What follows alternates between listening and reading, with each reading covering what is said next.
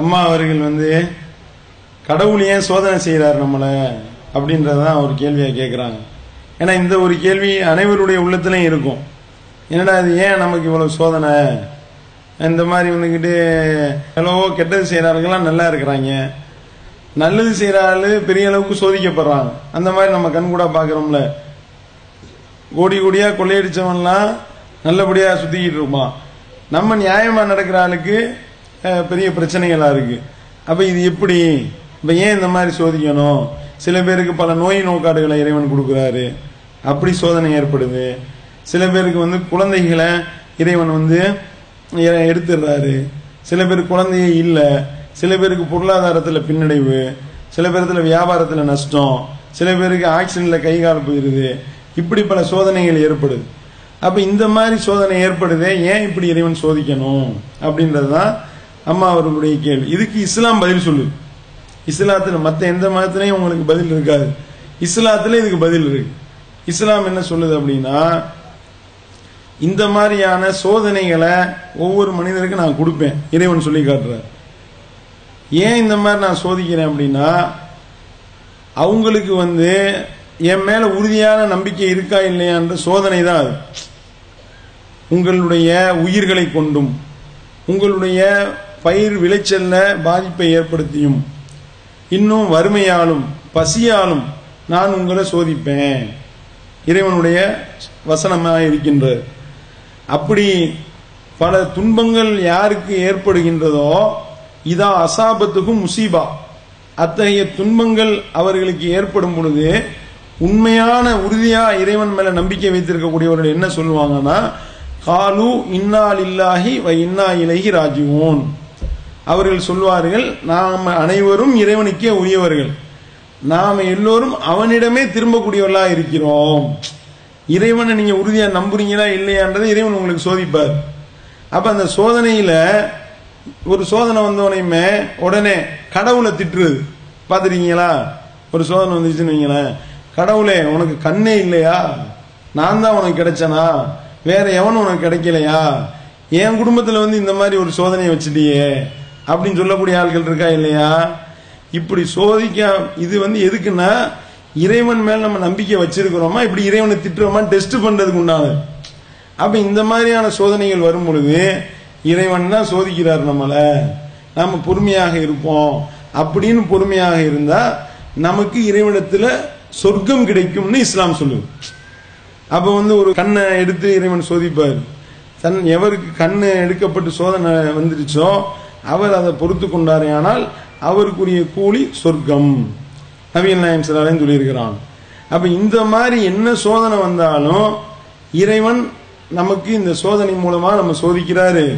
நம்ம உறுதியா இருக்கிறோம்னு, உறுதியா இருக்க நம்பணும்னு வைங்க, இந்த உலகத்துல நம்ம சந்திக்கக்கூடிய ஒவ்வொரு சோதனைகளுக்கும் பகரமாக இறந்த பிறகு நமக்கு சொர்க்கத்துல மிகப்பெரிய நன்மைகள் கிடைக்கும்னு இறைவன் சொல்லி காட்டுறாரு.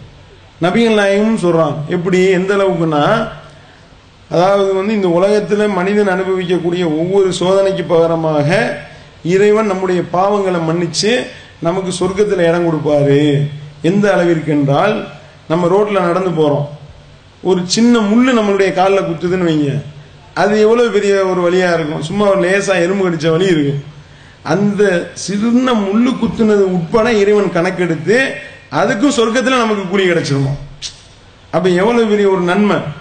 அப்ப நபிகள் நாயகம் சொல்லி காட்டுறாங்க, இறைவன் வந்து யார் மேல அதிகமா பிரியம் வச்சிருக்காரோ அவரை சோதிப்பார். அப்ப சோதனை நடக்கும் பொழுது, சோதனை வருதுன்னு வைங்களேன், இறைவனை திட்டிடக்கூடாது. என்ன விளங்கிக்கிறணும், இறைவன் நம்ம மேல ரொம்ப பிரியம் வச்சிருக்காரு, இறைவன் நமக்கு வந்து உதவி செய்ய போறாரு, அருள் செய்ய போறாருன்னு நம்பணும். அப்ப இந்த ஒரு அடிப்படைக்கு தான் இறைவன் வந்து நம்மளை சோதிக்கிறார் என்பதை ஒருவன் விளங்கி கொண்டால், அதை விளங்கினதுனாலதான் நபிகள் நாயகம்லாம் கரெக்டா இருந்தாங்க. எவ்வளவோ சோதனைகள் வந்துச்சு. அவங்களுடைய மகன் இறந்தாரு, அவங்களுடைய மகள்கள் 3 பேர் அவங்க உயிரோடு இருக்கும் போதே இறந்துட்டாங்க, அவங்களுடைய பேரப்பிள்ளை இறங்குறாங்க. நம்ம என்ன நினைச்சுக்கிறோம்னா, கெட்டவங்களுக்கு மட்டும்தான் சோதனை வரும், நல்லவங்களுக்கு எல்லாம் வரவே கூடாதுன்னு நினைச்சிடும். நபிகள் நாயகத்துக்கே வந்திருக்கு. நபிகள் நாயகம் தான் இருக்கிறதுலே சிறந்த உயர்ந்த நிலையில இருந்தவங்க, அவங்களே சோதிக்கப்பட்டிருக்காங்க.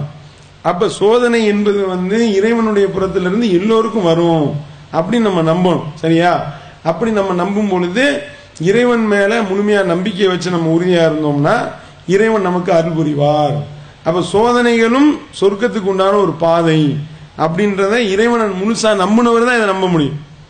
இறைவனே நம்பலன்னு வைங்களேன், இறைவனை திட்டிட்டு வெளியேறிடுவாங்க. இறைவனுக்கு கண்ணே தெரியாது, நம்ம குடும்பம் மட்டும்தான் கண்ணுக்கு தெரியுது போல அப்படின்னு சொல்லிட்டு இறைவனை திட்டுனாங்கன்னா அப்ப இறைவனை மறுத்துட்டாங்கன்னு அர்த்தமாவதா இல்லையா? அப்ப நம்ம மறுக்கிறோமா இருக்கிறோமான்றதை வைக்கிறதுக்கு தான், தெளிவுபடுத்துறதுக்கு தான் சோதனை. இதை இலகுவா அவங்களுக்கு புரியுற மாதிரி சொல்வதாக இருந்தா, இப்ப ஸ்கூல்ல எக்ஸாம் வைக்கிறாங்க. எக்ஸாம் வச்சா என்ன ஆகும்? மாணவர்களுக்கு பிடிக்குமா? அது பிடிக்காத அந்த சொல்லுவாங்கல்ல, அந்த புக்குக்கு முன்னாடி முதல் பக்கத்துல எழுதியிருப்பாங்க, தீண்டாமை ஒரு பாவச் செயல், தீண்டாமை ஒரு பெருங்குற்றம், தீண்டாமை ஒரு மனித தன்மையற்ற செயல் இருக்குமா. இதை என்ன செய்வாங்கன்னா பயலுக அடிச்சுட்டு காலாண்டு பரீட்சை ஒரு பாவச் செயல், அரையாண்டு பரீட்சை ஒரு பெருங்குற்றம், முழாண்டு பரீட்சை மனித தன்மையற்ற செயல் எழுதி வச்சிருவாங்க. சரியா? அந்த மாதிரி இப்ப பரீட்சைன்றது எதுக்கு வைக்கிறோம்? எவன் அறிவாளி எவன் முட்டான்றது விளங்குறதுக்கு தான். இந்த சோதனை நம்ம கொடுக்கும் பொழுது உனக்கு கண்ணே தெரியலையா, என்னையத்தான் எழுதியான்னா என்ன அர்த்தம்? விளங்காம இருக்குன்னு அர்த்தம். அப்ப சோதனையே வராம சொர்க்கத்துக்கு போக முடியுமான்னு இறைவன் கேட்கிறான். அம்மா ஹசிப்தும் அன் ததுகுலுல் ஜன்னத வலம்மா யாத்திக்கும் மஸலுல்லதீன ஹலவு மின் கப்லிக்கும், உங்களுக்கு முன்பிருந்தவர்கள் மீது ஏற்பட்டது போல சோதனைகள் ஏற்படாம ஈஸியா சொர்க்கத்துக்கு போயிடலாம் நினைக்கிறீங்களா? அப்போ படிச்சு பாஸ் ஆகி ஒரு டாக்டர் சீட் வாங்கி போய் உட்கார்றது, டாக்டர் தொழில் உட்கார்ந்து சாதாரணமா? ஒரு இன்ஜினியர் ஆகுது சாதாரணமா? துன்பப்பட்டாதானே கிடைக்கும். அப்ப நீங்க துன்பப்பட்டாதான் அதுக்கான சோதனை தான் நான் கொடுக்கிறேன் என்று இறைவன் சொல்லி காட்டுறாரு. அதனால சோதனைகள் வரும் பொழுது இறைவன் மேல வெறுப்பு வந்துடக்கூடாது. கரெக்டா இறைவன் நம்மளை சோதிக்கிறாரு அப்படின்றத நம்ம உறுதியா நம்ப வேண்டும் என்பதுதான் அதுல உள்ளது. பல பேர் என்ன செய்வாங்க, இந்த பரீட்சை எழுதாம சுத்திக்கிட்டு இருப்பான். அவங்கள பார்த்துட்டு படிக்கும்போது வேதனை, அவெல்லாம் அப்படி சுத்தலாம், சிரமப்பட்டு படிக்க வேண்டிய இருக்கு. நம்ம மட்டும் சோதிக்கிறாரு, கெட்டவன்லாம் நல்லா இருக்கான் அப்படின்னு நினைக்கிறாங்கல்ல. நீ பரீட்சை எழுதுனா நீ பாஸ் ஆகி நீ போய் டாக்டர் சீட் வாங்கி உட்காருவையில அப்ப சந்தோஷமா இருப்பையில, அவன் மூடு தூக்கிட்டு இருப்பான், சிரமப்படுவான். அவன் ஒரு வெற்றி பெற முடியாம அவன் சிரமப்படுவான். இந்த உலகத்துல அவன் சிரமப்படுற மாதிரி மறுமைக்காக நம்ம வாழ்ந்தோம்னா சொர்க்கத்துல நம்ம நல்லா இருப்போம். இந்த உலகத்துல சிரமம் இருக்கத்தான் செய்யும் என்று இறைவன் சொல்லி காட்டுகின்றார். அந்த அடிப்படையில அம்மா அவர்கள் இறைவன் கொடுக்கக்கூடிய சோதனைகள் நீங்க பொறுத்து கொண்டு இறைவனை முழுமையா நம்பி, இறைவன் தான் நம்மளை படைச்சாரு, அவருக்கு இணையாக நான் யாரையும் ஆக்க மாட்டேன்னு உறுதியா இருந்தீங்கன்னு வைங்க, உங்களுக்கு மறுமையில இறைவன் வெற்றியை கொடுப்பாரு அப்படின்றத தகவலா சொல்லிக்கணும். என் பேர் மாரியப்பன். மாரியப்பன் சொல்லுங்கய்யா. எம்மதம் சம்மதங்கிற கொள்கை உள்ளவன். சரி. எனக்கு இறைவர்களை பத்தி எல்லாமே சொன்னீங்க, நல்ல விளக்கம் கொடுத்தீங்க. இருந்தாலும் இறைவன் முன்ன அன்பேங்கிறது தான் என்னுடைய ஒரு கோட்பாடு, அதுக்கு விளக்கங்கள். சூப்பர். ஐயா அவர்கள் அவங்களுடைய கொள்கையை சொல்றாங்க, எம்மதமும் சம்மதம் அப்படின்றதுதான் என்னுடைய கொள்கை அப்படின்றத சொல்றாங்க. அதை தொடர்ந்து என்ன கேட்கறாங்கன்னா, அன்பே கடவுள் அப்படின்றத என்னுடைய நிலைப்பாடா இருக்கு, அப்ப இது குறித்து உங்களுடைய கருத்து என்ன அப்படின்னு கேட்கிறாங்க. முதல்ல இதுல ரெண்டு விஷயம் இருக்கு. இதுல எம்மதமும் சம்மதம்ன்றது ஒண்ணு, அன்பே கடவுள்ன்றது ஒண்ணு, ரெண்டு டாபிக் இதுல இருக்கு. எம்மதமும் சம்மதம் என்று சொல்வது அதை இஸ்லாம் அங்கீகரிக்கலாம். ஐயா ஏன் அங்கீகரிக்கல அப்படின்னா, நம்ம என்ன கொள்கையில் இருக்கிறோமோ அதை நம்ம தெளிவா சொல்லணும். அப்படி இல்லாம எல்லாமே சரின்னு சொல்றது சரியான கொள்கையா? இவ உதாரணத்துக்கு ஒரு வாத்தியார் பாடம் நடத்துறாரு, 2+2 = 22 அப்படி போடுறாரு. அடுத்து 2+2 = 21 அப்படி போடுறாரு வச்சுக்கிறேங்க. அப்புறம் 2+2 = 4, 2+2 = 222 போட்டாருன்னு வைங்க. இந்த 4 கணக்குமே ரைட்டுன்னு சொல்லுவோமா? அதுல எது ரைட்டோ அதை ரைட்டுன்னு சொல்லணுமா? 4 ரைட்டுன்னு சொன்னா அது ரைட்டா? அது தப்பு. இப்போ ஒருத்தவர் எந்திரிச்சுக்கிட்டு எம்மதம் சம்மதம்ன்ற மாதிரி எல்லா கணக்கும் ஒரே கணக்கு, எல்லாம் எனக்கு சம்மதமே அப்படின்னு சொன்னோன்னு வைங்களேன், ஆஹா ஆள் சரியில்லையே அப்படிதான் நினைப்போம். ஏன்? ஏதாவது ஒண்ணுதான் உண்மையா இருக்கும். அந்த மாதிரி ஏதாவது ஒண்ணுதான் உண்மையானதா சத்தியமானதா இருக்கு. 4மே எப்படி சரியா இருக்கும்? இப்ப இந்த பாட்டில தண்ணி இருக்குன்றேன், ஐயா அவர்கள் இல்லை கொஞ்சமாக இருக்கிறது, இதுல தண்ணி இல்ல கூல்ட்ரிங்க்ஸ் இருக்கு, 4 கருத்து எப்படி ஒன்னாகும்? ஏதாவது ஒண்ணுதானே உண்மையா இருக்கும். என்னன்னு கேட்டா 4 பேருடைய மனதும் நோகக்கூடாதுன்றதுனாலதான் 4 சரின்னு சொன்னேன் அப்படின்னா, அப்ப பரீட்சையில எல்லாருக்குமே 100க்கு 100 போடணும். அப்ப பரீட்சை எழுதுறாங்கல்ல எல்லாருக்குமே சென்டம், எல்லாருமே மாநிலத்தில் ஸ்டேட் ஃபர்ஸ்ட். என்னடா இது எழுதின 10 லட்சம் பேரும் ஸ்டேட் ஃபர்ஸ்ட் எப்படி வந்தாங்க? எல்லாரும் எழுதுனதும் சரி, யார் எழுதுனதும் தவறு கிடையாது அப்படின்னு சொன்னா என்ன ஆகும்? அதை நம்ம ஒத்துக்குருவோமா? கரெக்டா எழுதுனது கரெக்டான மார்க் போடுங்க, தப்பானது தப்பு போடுங்க என்று சொல்றோமா இல்லையா? அப்ப எம்மதமும் சம்மதம் என்று சொல்றதுக்கு வேணா நல்லா இருக்கலாம், சூப்பரா இருக்கே அப்படின்னு. எல்லாம் ரைட்டுன்றத நம்ம நடவடிக்கையில சொன்னோன்னு வைங்க. இப்ப திமுக அதிமுக இருக்கு, ஒருத்தவர் கலைஞரும் தலைவர் ஜெயலலிதாவும் தலைவர், 2 பேருடைய போட்டோவையும் பாக்கெட்ல வச்சுட்டு போனாருன்னு வைங்களேன், பஞ்சாயத்து ஆயிடும். ஒத்துக்கிற மாட்டாங்க. எப்படி ஏத்துக்குருவாங்க? ஏதாவது ஒண்ணுல தானே இருக்குன்னு சொல்லுவோம். அந்த மாதிரி ஏதாவது ஒண்ணுதான் சரியா இருக்கும். அந்த அடிப்படையில இஸ்லாமா, இந்து மதமா, கிறிஸ்தவமா அல்லது வேற பௌத்தமா, இன்னும் வைணவம், இந்த மாதிரி யூத மதம், இப்படி பல இருக்கு. ஏதாவது ஒண்ணுதான் சரியா இருக்குமே ஒழிய எல்லாமே சரி என்று சொல்வதை இஸ்லாம் அங்கீகரிக்கவில்லை. ஏன்? இஸ்லாம் என்ன சொல்றதுன்னா உள்ளதை சொல், நடிக்க வேண்டாம். எல்லாம் கரெக்ட் அப்படின்னு சொல்லி அதை நடிப்பா தானே இருக்கும். ஒரு ஆள்கிட்ட இதுவும் சரி இதுவும் சரி இதுவும் சரி இதுவும் சரின்னு சொன்னா நடிக்கிறவர் தான் அப்படி சொல்ல முடியும். அப்ப இஸ்லாம் வெளிப்படையா தான் இருக்க சொல்லுது எல்லாத்துலயுமே. அப்ப இந்த நடிக்க வேண்டாம் என்ற அடிப்படையில தான் எம்மதமும் சம்மதம் இல்லை அப்படின்றதான் இஸ்லாத்தினுடைய கோட்பாடு. சரியா? இப்ப எம்மதம் சம்மதம்னு சொல்லும் பொழுது அதுல எவ்வளவு பெரிய ஒரு அபத்தங்கள் நிகழுதுன்றதை நீங்க பார்க்கலாம். இப்ப கிறிஸ்தவமும் கரெக்ட், இஸ்லாமும் கரெக்ட், இந்து மதமும் கரெக்ட்னு சொல்லிட்டோம்னு வைங்களேன். இஸ்லாம் என்ன சொல்லுது? லா இலாஹ இல்லல்லாஹ், வணக்கத்திற்குரியவன் இறைவன் ஒருவனை தவிர வேற யாரும் இல்லை. இது இஸ்லாத்தினுடைய கோட்பாடுங்கய்யா. சரியா? ஒரே இறைவனை மட்டும்தான் வணங்கணும்னு இஸ்லாம் சொல்லுதுங்க. இந்து மதத்துல எல்லாமே கடவுள். சரியா? கல் மண், அதே மாதிரி நாயை கூட பைரவர்னு வணங்குவாங்க, அதே மாதிரி பன்றி வராக அவதாரம்னு வணங்குறாங்க, மீன மச்சாவதாரம்னு வணங்குறாங்க, அதே மாதிரி எலிய வணங்குவாங்க, அது பிள்ளையாருடைய ஒரு வாகனம் என்று சொல்லி, அதே மாதிரி சேவலை வணங்குவாங்க. எல்லாமே கடவுள். ஒரே இறைவன் மட்டும்தான் கடவுள் என்பதும் எல்லாமே கடவுள் என்பது எப்படி ஒன்னாகும்? கிறிஸ்தவ மதத்தில் எடுத்துக்கிட்டீங்கன்னா பிதா சுதன் பரிசுத்தாவி 3 பேரையும் வணங்கணும். 3 ஒன்றுக்குள் ஒன்று, 3 கடவுள்ன்றாங்க.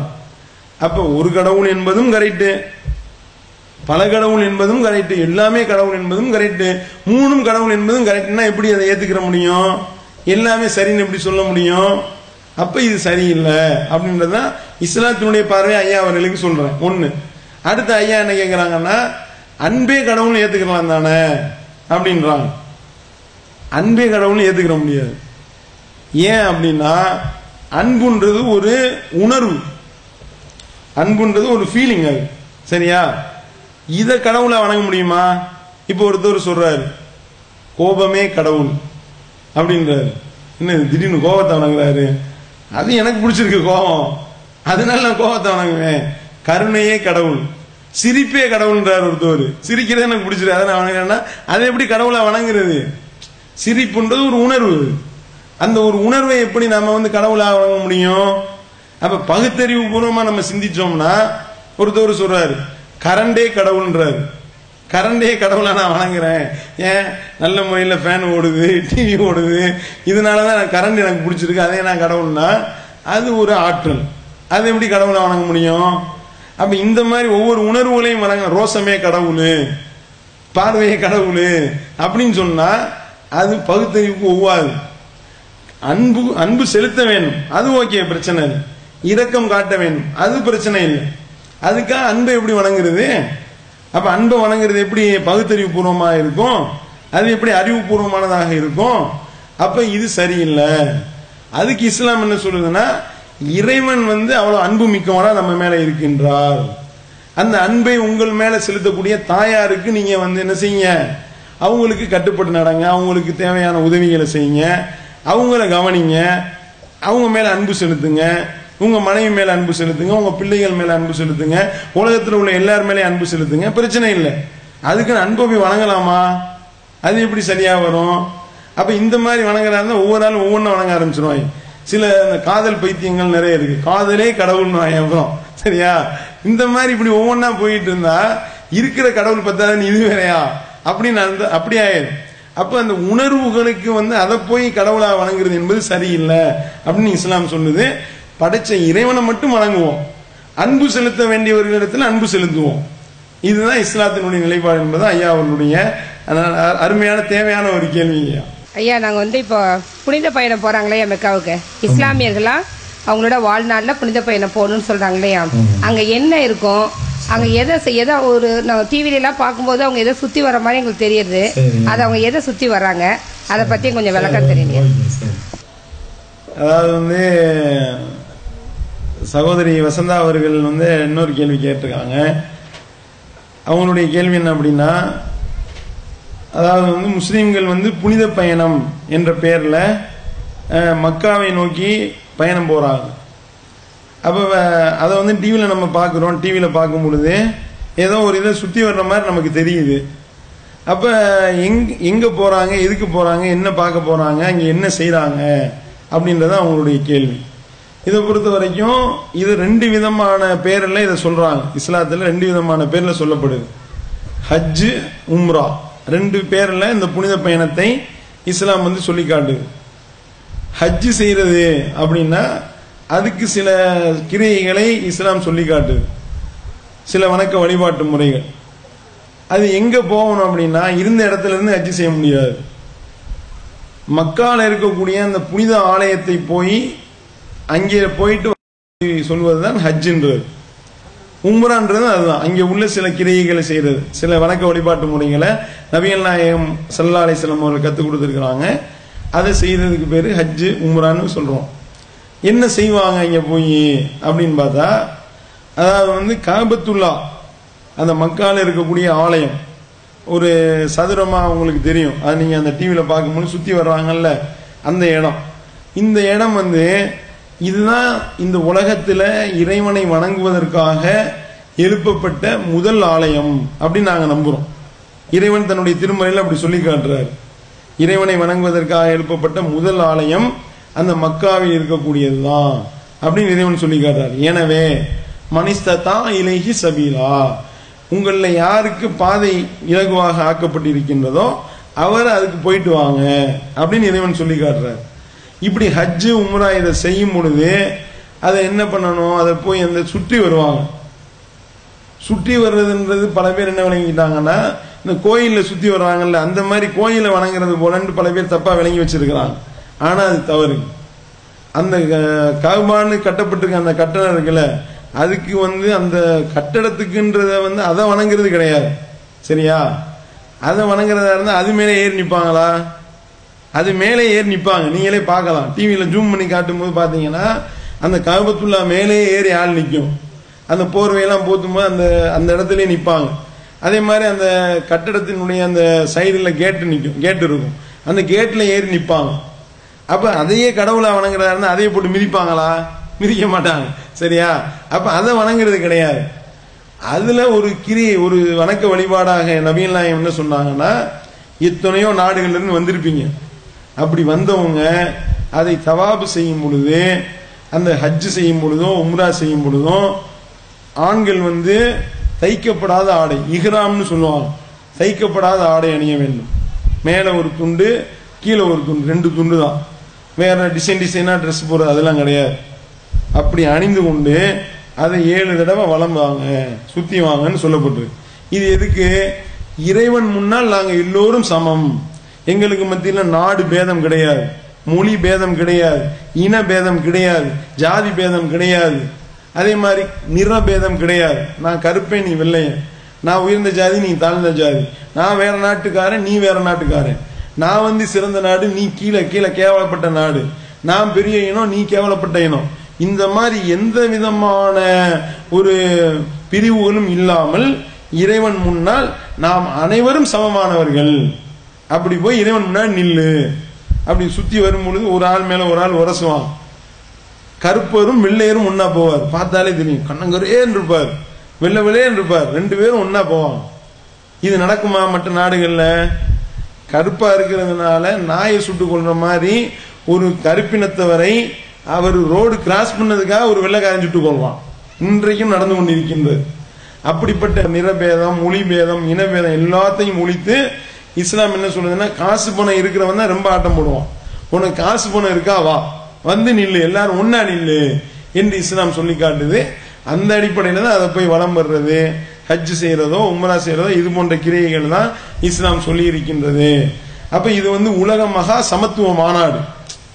எந்த அளவுக்குன்னா, அந்த சிறந்த உலகிலேயே சிறந்த ஒரு பள்ளிவாசல் என்று சொல்லப்படக்கூடிய அந்த பள்ளிவாசலுடைய இமாம், தொழுகை நடத்தக்கூடியவர், அவரும் அந்த பள்ளிவாசல்ல கழிவறையை சுத்தம் பண்ணி விடுவாங்கல்ல, அந்த கழிவறையை சுத்தம் செய்யக்கூடிய அந்த சிப்பந்திகள் இருக்காங்கல்ல, வேலையாட்கள், அவங்களும் ஒன்னா உட்கார்ந்துருப்பாங்க ஒரே வரிசையில்.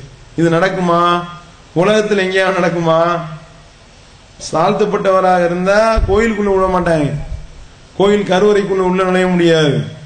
ஒரு தாழ்த்தப்பட்ட முதல்வர், தாழ்த்தப்பட்ட ஜாதியை சேர்ந்தவர்ன்றதுனால பீகார்ல மாஞ்சின்றவர், அவர் ஒரு கோயிலுக்குள்ள போயிட்டார். கோயிலுக்குள்ள போயிட்டு வெளியே வந்தோடனையும் முதல்வர் வந்துட்டே போனார்னு பார்க்கல, தாழ்த்தப்பட்ட ஆள் உள்ள வந்துட்டு போனார்னு கோயிலை கழுவி விட்டாங்க. நடந்துச்சா இல்லையா? அதே மாதிரி ஒரு தாழ்த்தப்பட்ட சகோதரர் வட இந்தியால 2 வீலர் ஓட்டியிருக்காரு. எங்க உயர்ந்த ஜாதின்னு சொல்லப்படக்கூடியவர்கள் இருக்கக்கூடிய பகுதியில் 2 வீலர் ஓட்டியிருக்காரு. அப்படி 2 வீலர் ஓட்டிட்டு போனவரை தாழ்த்தப்பட்டவன் எப்படி எங்க ஏரியாக்குள்ள 2 வீலர் ஓட்டலான்னு மூக்கு அறுத்துட்டாங்க. அப்படிப்பட்ட கொடுமைகள் நடக்குது. அதே மாதிரி இப்பயும் நீங்க எடுத்து பாருங்களேன், சங்கராச்சாரியாரு உயர்ந்த ஜாதின்னு சொல்லிக்கிறாரு. மத்திய அமைச்சராக இருக்கக்கூடிய பொன் ராதாகிருஷ்ணன் இருக்காருல்ல, அவர் தாழ்த்தப்பட்ட ஜாதின்னு வச்சிருக்காங்க. சரியா?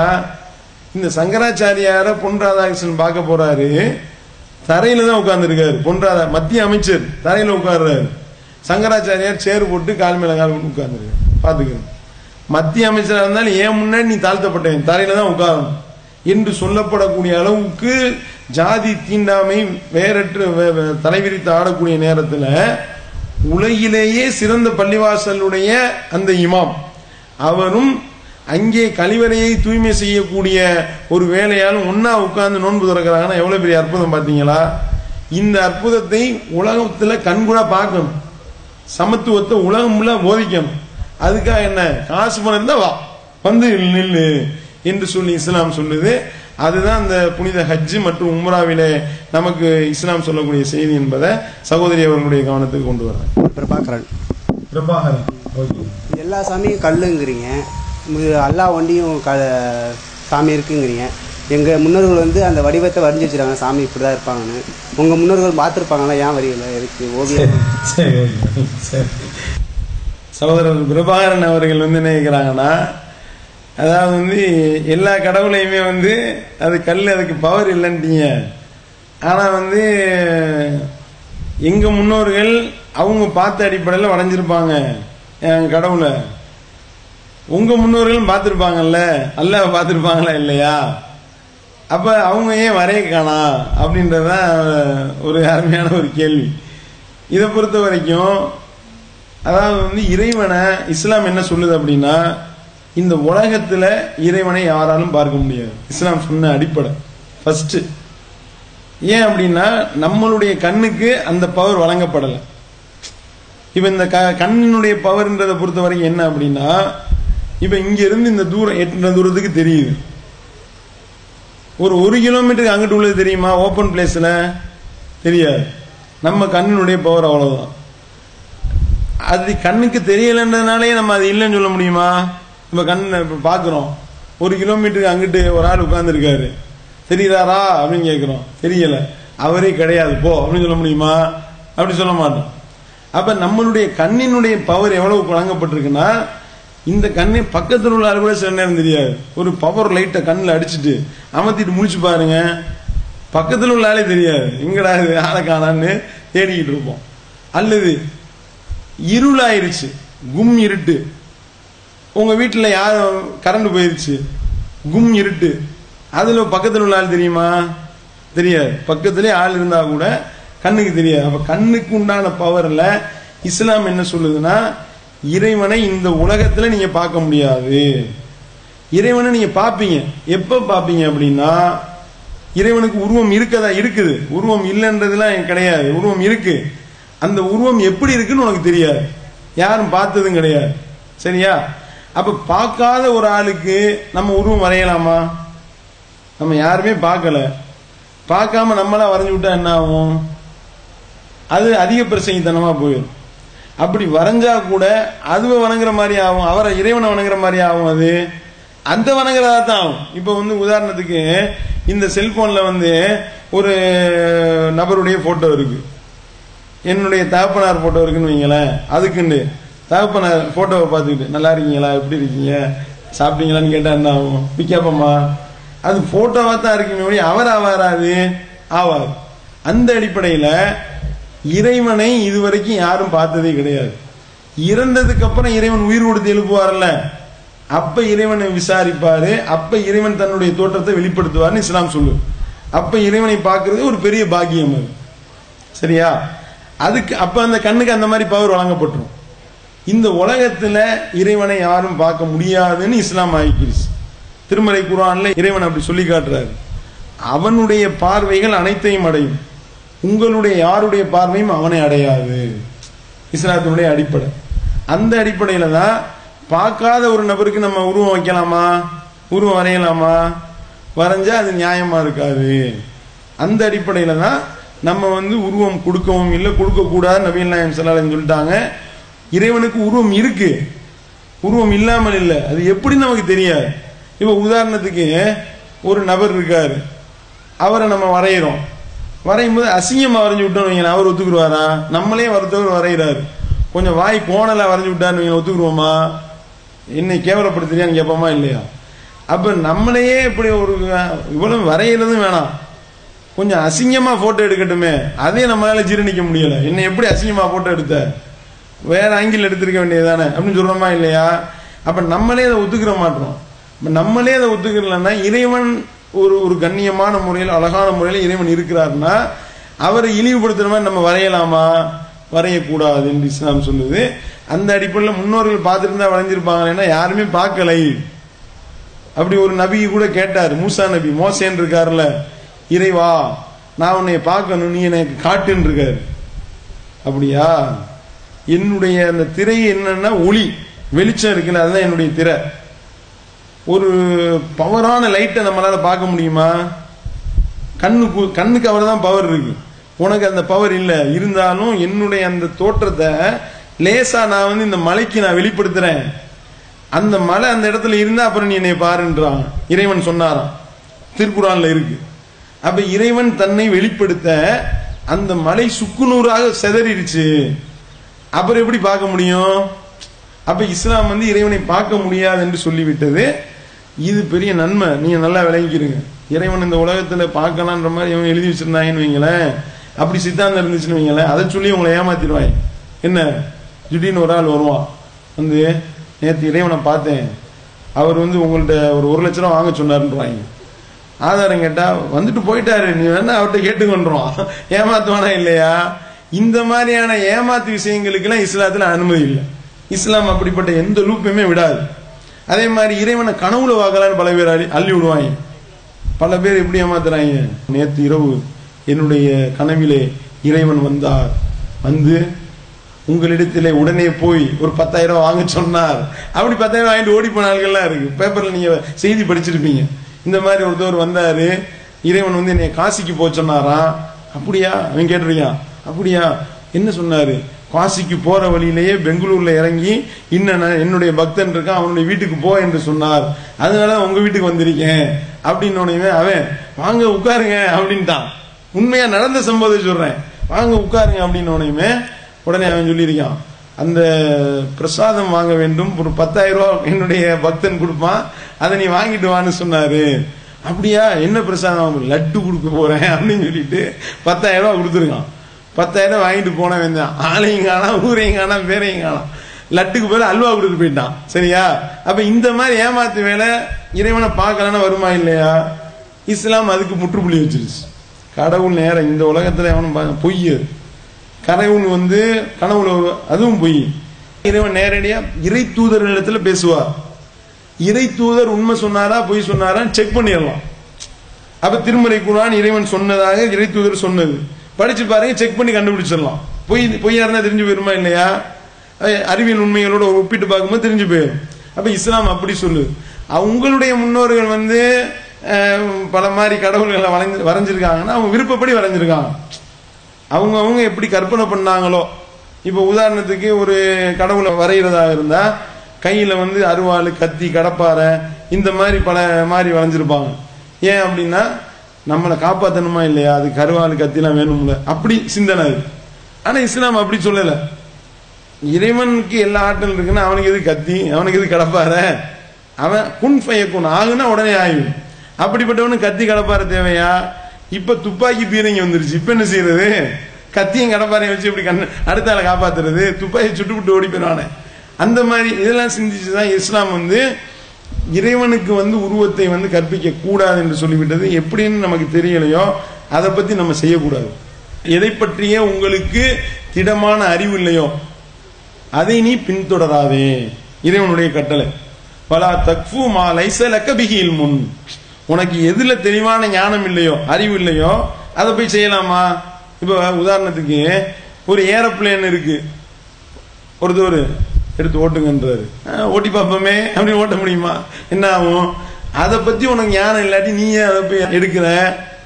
என்னத்தையா கண்ட வெளியே அமைக்கி விட்டு என்னத்தையா ஓடி உயிர் வேணுமே. அப்போ எதுல அறிவு இல்லாத நம்ம செய்யக்கூடாது. வண்டி ஓட்ட தெரியல, உட்காந்துக்கிட்டு கார் ஓட்டலாமா? கார் ஓட்ட தெரியாத ஆளு டூ வீலர் தான் அவருக்கு ஓட்ட தெரியும். காரை கொடுத்து ஓட்டுனா எங்கிட்ட கொண்டு வண்டியை கொண்டு கிணத்துல விட்டா என்ன வருது?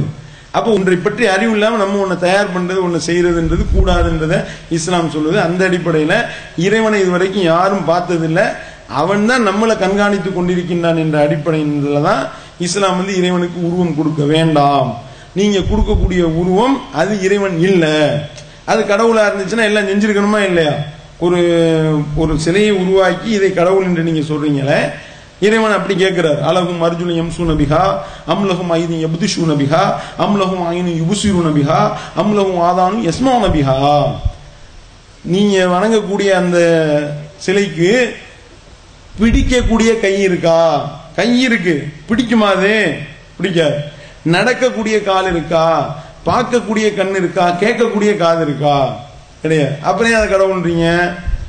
அப்ப இது எந்த அளவுக்கு பலவீனமா இருக்கு அப்படின்னா, அந்த சிலையிடத்திலிருந்து அந்த இந்த மாதிரியான சிலைகள் நீங்க கடவுளா வணங்குற அனைத்தும் சேர்ந்து ஒரு ஈயை கூட படைக்க முடியாது. அது போய் உங்களை படைச்சு நீங்க சொல்றீங்க. உங்களை படைக்கிறது ரெண்டாவது, ஈயை படைக்க முடியுமா? இறைவன் கேள்வி எழுப்புறாரு. கேள்வி கேட்டுட்டு இறைவன் இன்னொன்னு சொல்றாரு. இன்னும் உதாரணம் சொல்லப்படுது. ஈயை படைக்கிறது வேணாம். ஒரு ஈயானது அவைகளிடத்திலிருந்து ஏதாவது ஒன்றை எடுத்துட்டு போச்சுன்னு வைங்க, அதை தடுக்க முடியுமா? ஒரு பிரசாதம் வைக்கப்படுது, ஒரு ஈ போய் அதுல உட்கார்ந்து ஒரு ஜீனி அப்படியே தூக்கிட்டு போகுதுன்னு வைங்க, தடுக்க முடியுமா அவரால்? அப்புறம் எப்படி அவர் உங்களுடைய தீமையை அதை எப்படி தடுக்கும்? அப்ப நீங்க சிந்திச்சு பாத்தீங்கன்னா இது கடவுள் இல்லைன்றதை நீங்க விளங்கிக் கொள்ளலாம். அந்த அடிப்படையில தான் இறைவனாக எவன் இருக்கின்றான் அவனை இறைவன் நம்புங்க. நம்ம பார்க்கலன்றதுனால யாரையா ஒரு ஆளை பிடிச்சி வரைஞ்சிட முடியாது. இப்ப நம்ம தாய் தாப்பனார் வந்து வெளிநாட்டுல இருக்காருன்னு வைங்களேன், வெளிநாட்டுல இருக்கு, நம்ம இது வரைக்கும் பார்க்கல. இப்ப ஸ்கைப்பி, வாட்ஸ்அப், பேஸ்புக் வந்துருச்சு. இப்ப எல்லாமே வந்துகிட்டு சாப்பிடுற வரைக்கும் பல்லு விளக்குற வரைக்கும் போட்டோ போட்டுக்கிட்டு இருக்காங்க. அது வேற. ஒரு காலகட்டம் இருந்துச்சுல, பார்க்கவே முடியாத ஒரு காலம், கடிதாசியில மட்டும்தான் பேசுறது. அப்போ ஒருத்தர் சொல்றாரு, எங்க வாப்பாவை நான் இது வரைக்கும் பார்த்தது இல்லை, அதனால பக்கத்து வீட்டு உள்ள வர ஆளை பிடிச்சி நீங்க வாப்பாவாரு அப்படின்னு சொன்னா என்ன ஆகும்? நீ பார்க்கலன்றதுனால பக்கத்து வீட்டுக்காரன் எப்படி அப்பா வாக்குவேன்? கேள்வி கேட்பாங்களா இல்லையா? அப்ப நம்ம பார்க்கலன்றதுனால, நமக்கு தெரியலன்றதுனால யார வேணாலும் அப்பா வாக்கிடலாமா? அப்ப நம்ம தகப்பனார கண்டவனையும் ஆக்க முடியாதுன்னா கடவுளாக கண்டதையும் ஆக்கலாமா? இஸ்லாம் அப்படி கேட்கு. அப்ப அந்த அடிப்படையில படைச்ச இறைவன் யாரும் அவன் தான் படைச்சான், அவனை மட்டும்தான் வணங்க வேண்டும் என்பதுதான் அந்த உருவம் கொடுக்காதற்குண்டான காரணம் என்பதுதான் சகோதரர் பிரபாகரன் அவர்களுடைய கேள்விக்கு உண்டான பதில். இது மாதிரி மாநாடு இதெல்லாம் நடத்துனீங்க, வளத்தூர்ல கூட மாநாடு நடத்துனீங்க. நீங்க மாதிரி உங்களை மாதிரி ஆண்கள் நிறைய பேசிக்கிட்டு இருக்கோம், பெண்கள் பேசுறோம், சில பேர் தான் பேசுறாங்க. படிப்பை வந்து ஒரு லெவலோட நிப்பாட்டிடுறாங்க. பெரிய பதவிக்கு போனதுன்னா பாத்மா பிவி இருந்தாங்க, கவர்னர் இருந்தாங்க, ஒருத்தர் தான் இருக்காங்க தமிழ்நாட்டில். நிறைய இருக்கும், 100 கோடி பேருக்கு மேல இருக்கும். வர மாட்டேங்கிறோமே, அந்த இடத்துக்கு கொண்டுகிட்டு போக மாட்டேங்கிறாங்களே. சரி, சகோதரர் செல்வம் அவர்கள் என்ன கேட்கிறாங்க அப்படின்னா, பெண்களுக்கு உண்டான ஒரு அந்த அவங்களுக்குன்னு உண்டான ஒரு இடத்த இஸ்லாத்துல ஏன் கொடுக்க மாட்டீங்க? தௌஹீதுன்னு சொல்லி நிறைய விழிப்புணர்வு பேசுறீங்க, பிரச்சனை இல்லை. ஆனா பெண்களை கவர்னர் இந்த மாதிரி ஒரு முக்கிய பதவிகள், வலுத்தூர்ல மாநாடு நடத்துனீங்க, பெண்கள் யாரும் பேசகானா, அப்படி ஏன் உருவாக்க மாட்டீங்க அப்படின்னு கேட்கறாங்க. இதை பொறுத்த வரைக்கும் என்னன்னா, பெண்களை அப்ப கல்வி கொடுத்து நிறைய படிக்க வைக்க வேண்டியதானன்ற அடிப்படையில் தான் அந்த ஒரு கேள்வியை கேட்கிறாங்க. இதுல நம்ம கவனிக்க வேண்டிய விஷயம் என்ன அப்படின்னா, முஸ்லீம் சமுதாயத்துல ஆம்பளைங்களே படிக்கல, அதுதான் மேட்ரு. சரியா? ஆம்பளை படிச்சிருந்தா தானே அடுத்து பொம்பளைகளை படிக்க வைக்கிறது. இங்க படிச்சு முடிச்ச உடனே என்ன செய்யறது, 10ஆம் கிளாஸ் படிக்கும் போதே பாஸ்போர்ட் எல்லாம் பக்காவா ரெடி பண்ணிட்டு படிச்சு முடிச்ச உடனே டக்குன்னு எழுதி வெளிநாட்டுக்கு அனுப்பி விடு. இதுதான் நிலைமை. அப்ப நீங்க இந்த இதே பண்டாரவடையில நீங்க எடுத்துக்கொள்ளுங்க, எல்லாம் வெளிநாடு போயிட்டு ரிட்டர்ன் வந்த ஆளுக்கு தான் நிறைய பேர் இருப்பாங்க. இவ உதாரணத்துக்கு இப்ப இந்த மாதிரி இந்த பண்டாரவடையில இவ்வளவு பேர் வந்திருக்காங்க ஆண்கள். இதுல கல்லூரி படிப்பு யூஜி பிடிச்சு முடிச்ச ஆள்கள் யார் இருக்கீங்களா? கைது.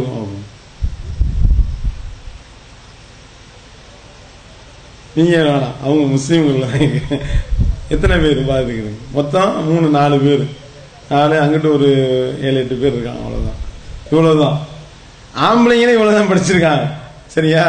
அப்படின்னு பொழுது பெண்கள் எப்படி படிச்சிருப்பாங்க? அப்ப ஆண்களே பின்தங்கிய நிலையில இருக்கிறாங்க. அதுக்காக தான் நாங்க கல்வியில இடஒதுக்கீடு கேட்டு, அதே மாதிரி மற்ற படிக்கிறதுக்கு எங்களுக்கு வாய்ப்பு கொடுங்க. நாங்க சுதந்திர போராட்டத்தில் எவ்வளவோ பிரச்சாரம் பண்ணி, எவ்வளவோ அடி வாங்கி மிதி வாங்கி, இங்கிலீஷ்லாம் ஹராம்னு ஃபத்வா கொடுத்து, இங்கிலீஷே படிக்க கூடாதுன்னு சொல்லி, ஆங்கிலேயனை விரட்டணும்னு எங்க ஆளுக்கு ரொம்ப ஓவரா போயிட்டாங்க. சரியா? எந்த அளவுக்கு இங்கிலீஷ் ஹராமு, ஆங்கிலேயனை விரட்டணும்ல, அவன் பேசுற மொழி பேசக்கூடாது, அவன் கிராப் விட்டுறானா, கிராப் விட்டுறது ஹராம்னு ஃபத்வா கொடுத்துட்டாங்க எங்க அஜர்த்துமார்கள். கிராப் வெட்டக்கூடாது. அவன் பேண்ட் சட்டை போடுறானா, நம்ம பேண்ட் சட்டை போடுவோம், ஜிப்பா தான் போடணும், கைலி தான் கட்டணும்னு ஃபத்வா கொடுத்து ரொம்ப ஓவரா போய் படிச்ச ஆள்கள்லாம் அவர்கள் தான் நடத்திட்டு இருந்தாங்க. ஆங்கிலேயர் தான் நடத்தினா. எல்லாம் படிச்ச ஆள்கள் ஃபுல்லா படிப்பை பாதியிலே விட்டு விட்டு வெளியேறினாங்க. காயிதே மில்லத்துல இருந்து பல முஸ்லிம் தலைவர்கள் நீங்க பாத்தீங்கன்னா எல்லாரும் படிப்பை பாதியிலே விட்டு விட்டு வெளியே வந்தாரு. அப்ப இந்த அளவுக்கு படிப்பை துறந்து விட்டு, நாட்டுக்காக, வேற எதுக்கும் கிடையாது, நாட்டுக்காக துறந்து கல்வியில ரொம்ப பின்தங்கி போச்சு எங்க சமுதாயம். அதனாலதான் கல்வியில இடஒதுக்கீடு கொடுங்கப்பா, வேலை வாய்ப்புல இடஒதுக்கீடு கொடுங்க, சமுதாயத்துக்காக போராடி, இந்த மாதிரி நாட்டுக்காக போராடி தான் நாங்க உள்ளதும் போச்சுன்னா நல்ல கண்ணா நாங்க இப்படி உட்கார்ந்து இருக்கோம்ட்டு ஒரு 3% இப்ப இடஒதுக்கீடு வாங்கியிருக்கிறோம். இப்ப கொஞ்சம் கொஞ்சம் படிக்க ஆரம்பிச்சிருக்காங்க. சரியா? அப்ப பெண்களையும் இன்ஷா அல்லாஹ் வரக்கூடிய காலங்கள்ல படிக்க வைக்கிறதுக்கு உண்டான வேலையை முயற்சி எடுப்போம். ஆனா அதே நேரத்துல பெண்கள் அதிகமாக படிக்கும் பொழுது அதுல பல சிக்கல்கள் ஏற்படுது. அதையும் நம்ம மறுக்கிறதுக்கு இல்லை. அந்த மாதிரியான சூழல் கரெக்டா இருந்துச்சுன்னா அதையும் படிக்க வைக்கலாம். இப்ப இருக்கக்கூடிய சூழல் எப்படி இருக்கு? இப்ப கல்லூரிகள்லாம் நீங்க எடுத்து பாத்தீங்கன்னா ஆண்களும் பெண்களும் 2.5 கலக்கக்கூடிய கோ எஜுகேஷனா இருக்கு. கோ எஜுகேஷன்ல கொண்டு ஆம்பளையும் பொம்பளையும் சேர்ந்து படிக்க வைக்கும் போது என்ன ஆகுது? பல பெண்கள் வீட்டை விட்டு ஓடக்கூடிய நிலைமை இருக்கா இல்லையா? காலமும் கெட்டு போய் கிடக்கு. சினிமா, சீரியலு, எதை பார்த்தாலும் இந்த பாலியல் ரீதியான விஷயங்களை தூண்டி விடக்கூடியவர்களா ஆயிட்டாங்க. நீங்க டிவியை திறந்து உட்கார்ந்துன்னு வைங்க, குட்டி சுட்டீஸ்ன்னு போடுவாங்க, அதுலயும் பாத்தீங்கன்னா அப்படி பேசுது, சின்ன பிள்ளைகளை நாசப்படுத்துறாங்க. அதே மாதிரி ஜூனியர் சிங்கர்னோ, ஜூனியர் அந்த சின்ன குழந்தைகளை பாட விட்டு ஆபாசமா பாட விடுவாங்க. நீ பாடின பாடல்ல கொஞ்சம் எக்ஸ்பிரஷன் பத்தல, இன்னும் கொஞ்சம் எக்ஸ்பிரஷனை கூட்டுப்பா. யாரு? தாய் தந்தையரை உட்கார வச்சுக்கிட்டு சின்ன பிள்ளைகளை கெடுத்து நாசமாகலாம். அதுக்கடுத்து பாத்தீங்கன்னா சீரியல்கள் சொல்லவே வேணாம். இவன் முண்டாட்டி அவன் கூட்டிட்டு வர்றது, அவன் முண்டாட்டி அவன் கூட்டிட்டு வர்றது, இதுதான் சீரியலுடைய கதைகள். சினிமா அவ்வளவு ஒழுக்க கேடுகளும் அதுலதான் இருக்கு. அப்ப இப்படி இருக்கக்கூடிய நேரத்தில் ஆம்பளை பொம்பளை ஒன்னா கலந்து படிக்க விட்டா என்ன ஆகும்? அதனால பெரிய அளவுக்கு பின்னடைவு ஏற்படுது. அப்ப ஒழுக்க ரீதியான செயல்பாடுகள்ல பின்னடைவு ஏற்படும் பொழுது கற்பா கல்வியான்னு பார்க்கும்போது கற்பு முக்கியம். கல்வி தொலைதூர கல்வியில கூட உட்கார்ந்து படிச்சுக்கலாம், பிரச்சனை இல்லை. கற்பு போச்சுன்னா திருப்பி வாங்க முடியுமா என்ற அடிப்படையில கொஞ்சம் பேணுதலா இருந்துக்கிறாங்க.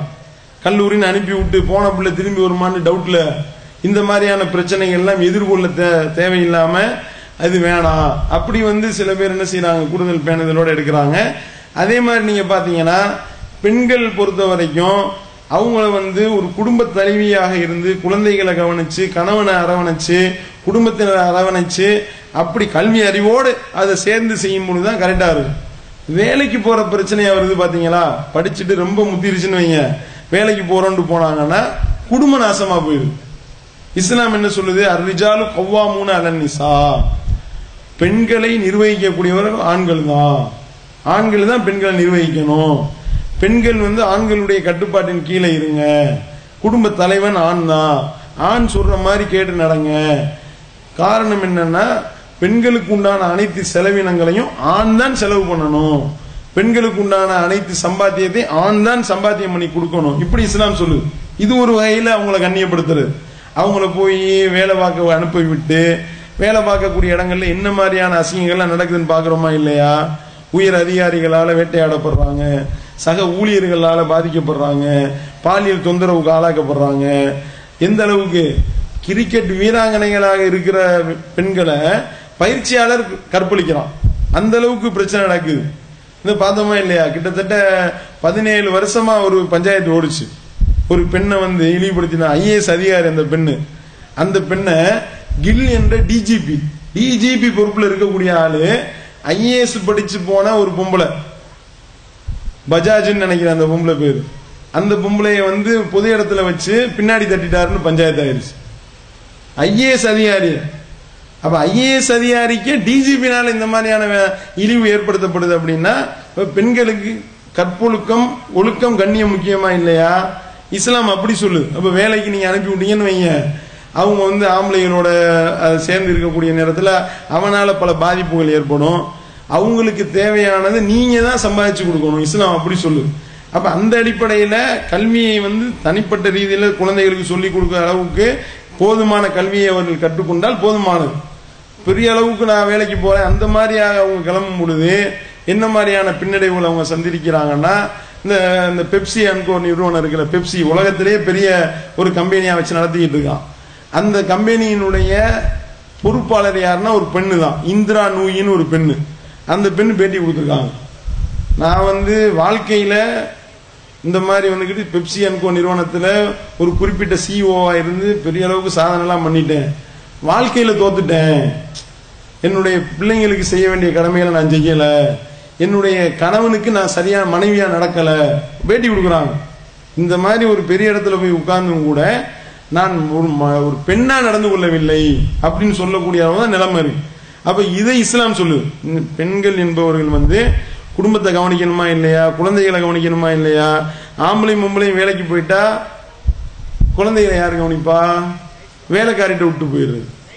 அப்போ அந்த வேலைக்காரிட்டே வளர்ற குழந்தைகிட்ட கேள்வி கேட்கறாங்க, அம்மா பிடிக்குமா, அப்பா பிடிக்குமா சொல்லுப்பா அப்படின்னா எனக்கு எனக்கு எங்க வீட்டு ஆயம்மா தான் பிடிக்கும் அப்படின்னு.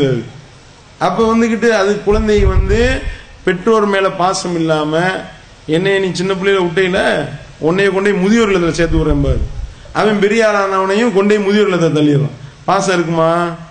அப்ப குழந்தைகளை நாசமாக்கி ஒழுக்கக்கேட்டின் பக்கம் தள்ளி விட்டு வன்முறையாளர்களாக உருவாக்கி இப்படி ஒரு தாந்தோண்டித்தனமான தலைமுறை உருவாவதற்கு காரணம் என்னன்னா, ஒரு குடும்ப தலைவி அந்த குடும்பத்தில் இருந்து கண்காணிக்காததான். கரெக்டா இருந்து கண்காணிச்சு குழந்தைகள் மேல பாசத்தை செலுத்தி குழந்தைகளை அரவணைச்சு குழந்தைகளுக்கு ஒழுங்கா கல்வியை கற்றுக் கொடுத்து அவங்களுக்கு ஒழுங்கத்தை கற்றுக் கொடுத்தா இந்த மாதிரி பிரச்சனை வந்திருக்குமா? வந்திருக்கா? எந்த அளவுக்கு குழந்தை பிறந்த குழந்தைய ஒரு 2-3 மாசத்துல விட்டுட்டு வேலைக்கு போய் விடுகின்றாரு. அப்ப அந்த குழந்தைக்கு பால் ஊட்டக்கூடிய பொறுப்பு கூட அவங்க நிறைவேற்றுறது கிடையாது. அந்த குழந்தை இங்க பாலுக்காக துடித்து கொண்டிருக்கும், குழந்தைக்கு தாய்ப்பால் கொடுக்காதனால அவங்க அங்கே துடித்து கொண்டிருப்பார்கள். அப்ப இந்த மாதிரியா இன்னல் பட்டு உயர் அதிகாரிகளிடத்துல பாலியல் தொல்லைக்கு ஆளாக்கப்பட்டு வர்றவன் போறவன்லாம் தவறான கண்ணோட்டத்தில் பார்க்கப்பட்டு சம்பாத்தியம் தேவையா? இஸ்லாம் அப்படி கேக்குது. அப்ப அதுக்குன்னு சம்பாத்தியத்துக்கு தானே ரொம்ப படிக்க வைக்கிறீங்க. இந்த சம்பாத்தியம் தேவையில்லை, குடும்ப வாழ்க்கை என்பது ரொம்ப முக்கியம், அதுதான் அடுத்த ஒரு தலைமுறையை நல்ல முறையில் உருவாக்குறதுக்கு எடுக்க வேண்டியது. அந்த அடிப்படையில் இஸ்லாம் என்ன செய்யுது? அவர்களை தயார்படுத்த சொல்லுது. ஆணும் பெண்ணும் சமம்லாம் டைலாக் விடுவாங்க.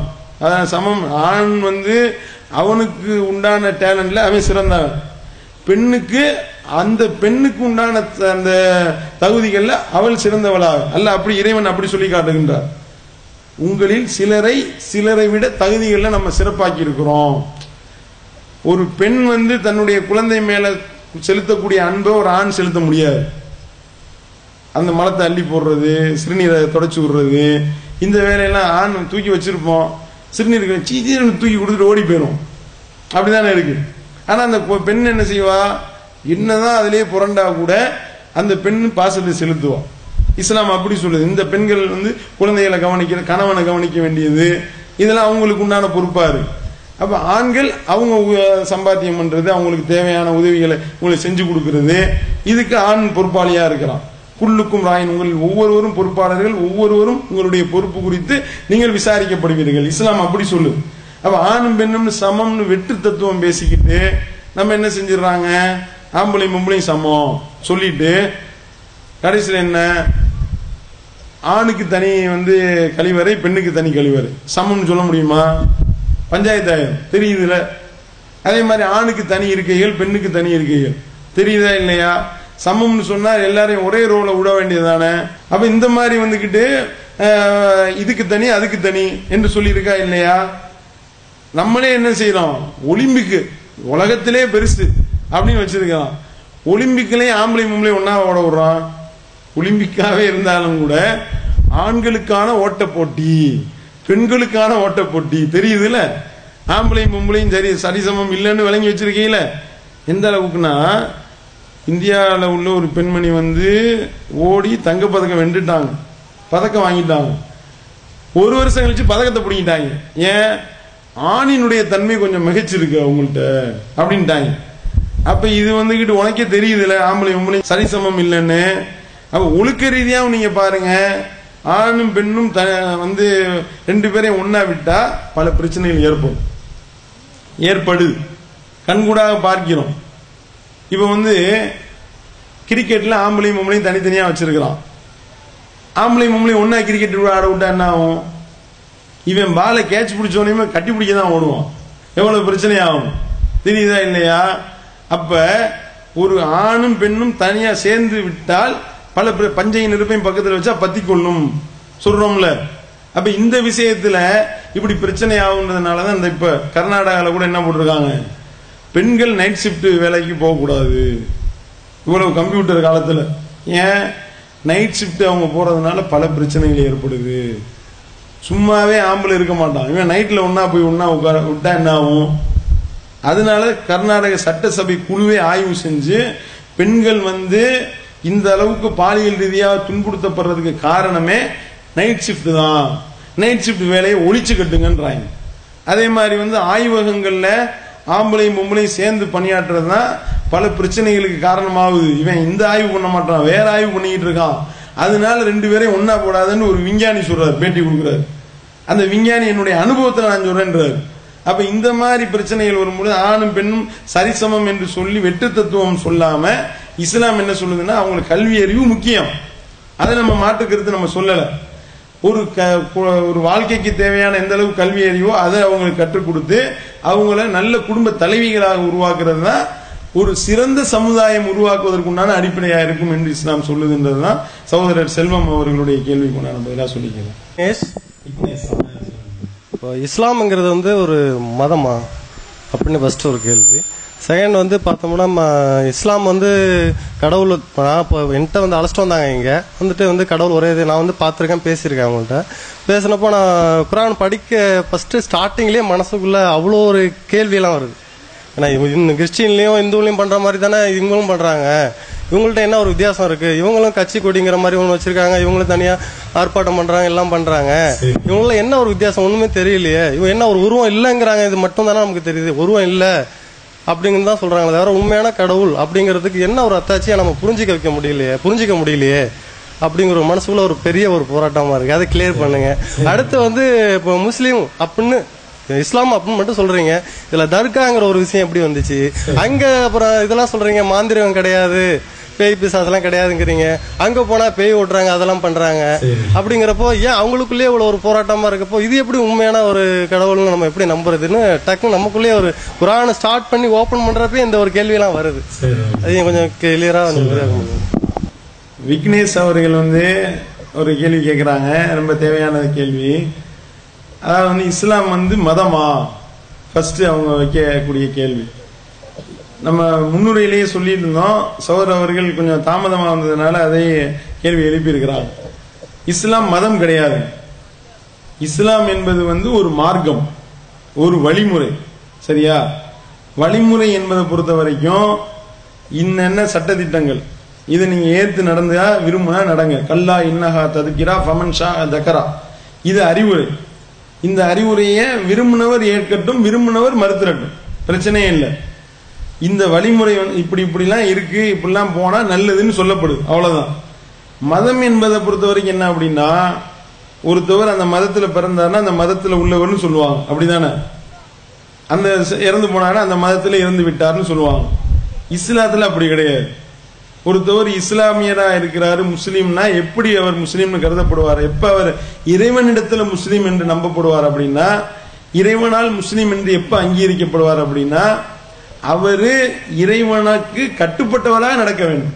முஸ்லீம்னால என்ன அர்த்தம், இஸ்லாம்னா என்ன அர்த்தம்? இஸ்லாம் என்றால் கட்டுப்படுதல் அர்த்தம், தமிழ் அர்த்தம். இஸ்லாம்ன்றது அரபு வாதம், அதனுடைய தமிழாக்கம் கட்டுப்படுதல். யாருக்கு கட்டுப்படுதல்? இறைவனுக்கு கட்டுப்படுதல். அப்ப இறைவனுக்கு கட்டுப்பட்டாதான் நீங்க இஸ்லாமியர்னு சொல்ல முடியும். உங்களை நான் இறைவனுக்கே கட்டுப்படல, நான் இஸ்லாமியர்னு சொல்ல முடியுமா? அதே மாதிரி முஸ்லீம்னா இறைவனுக்கு கட்டுப்பட்டவன் அர்த்தம், இறைவனுக்கு கட்டுப்பட்டவன்.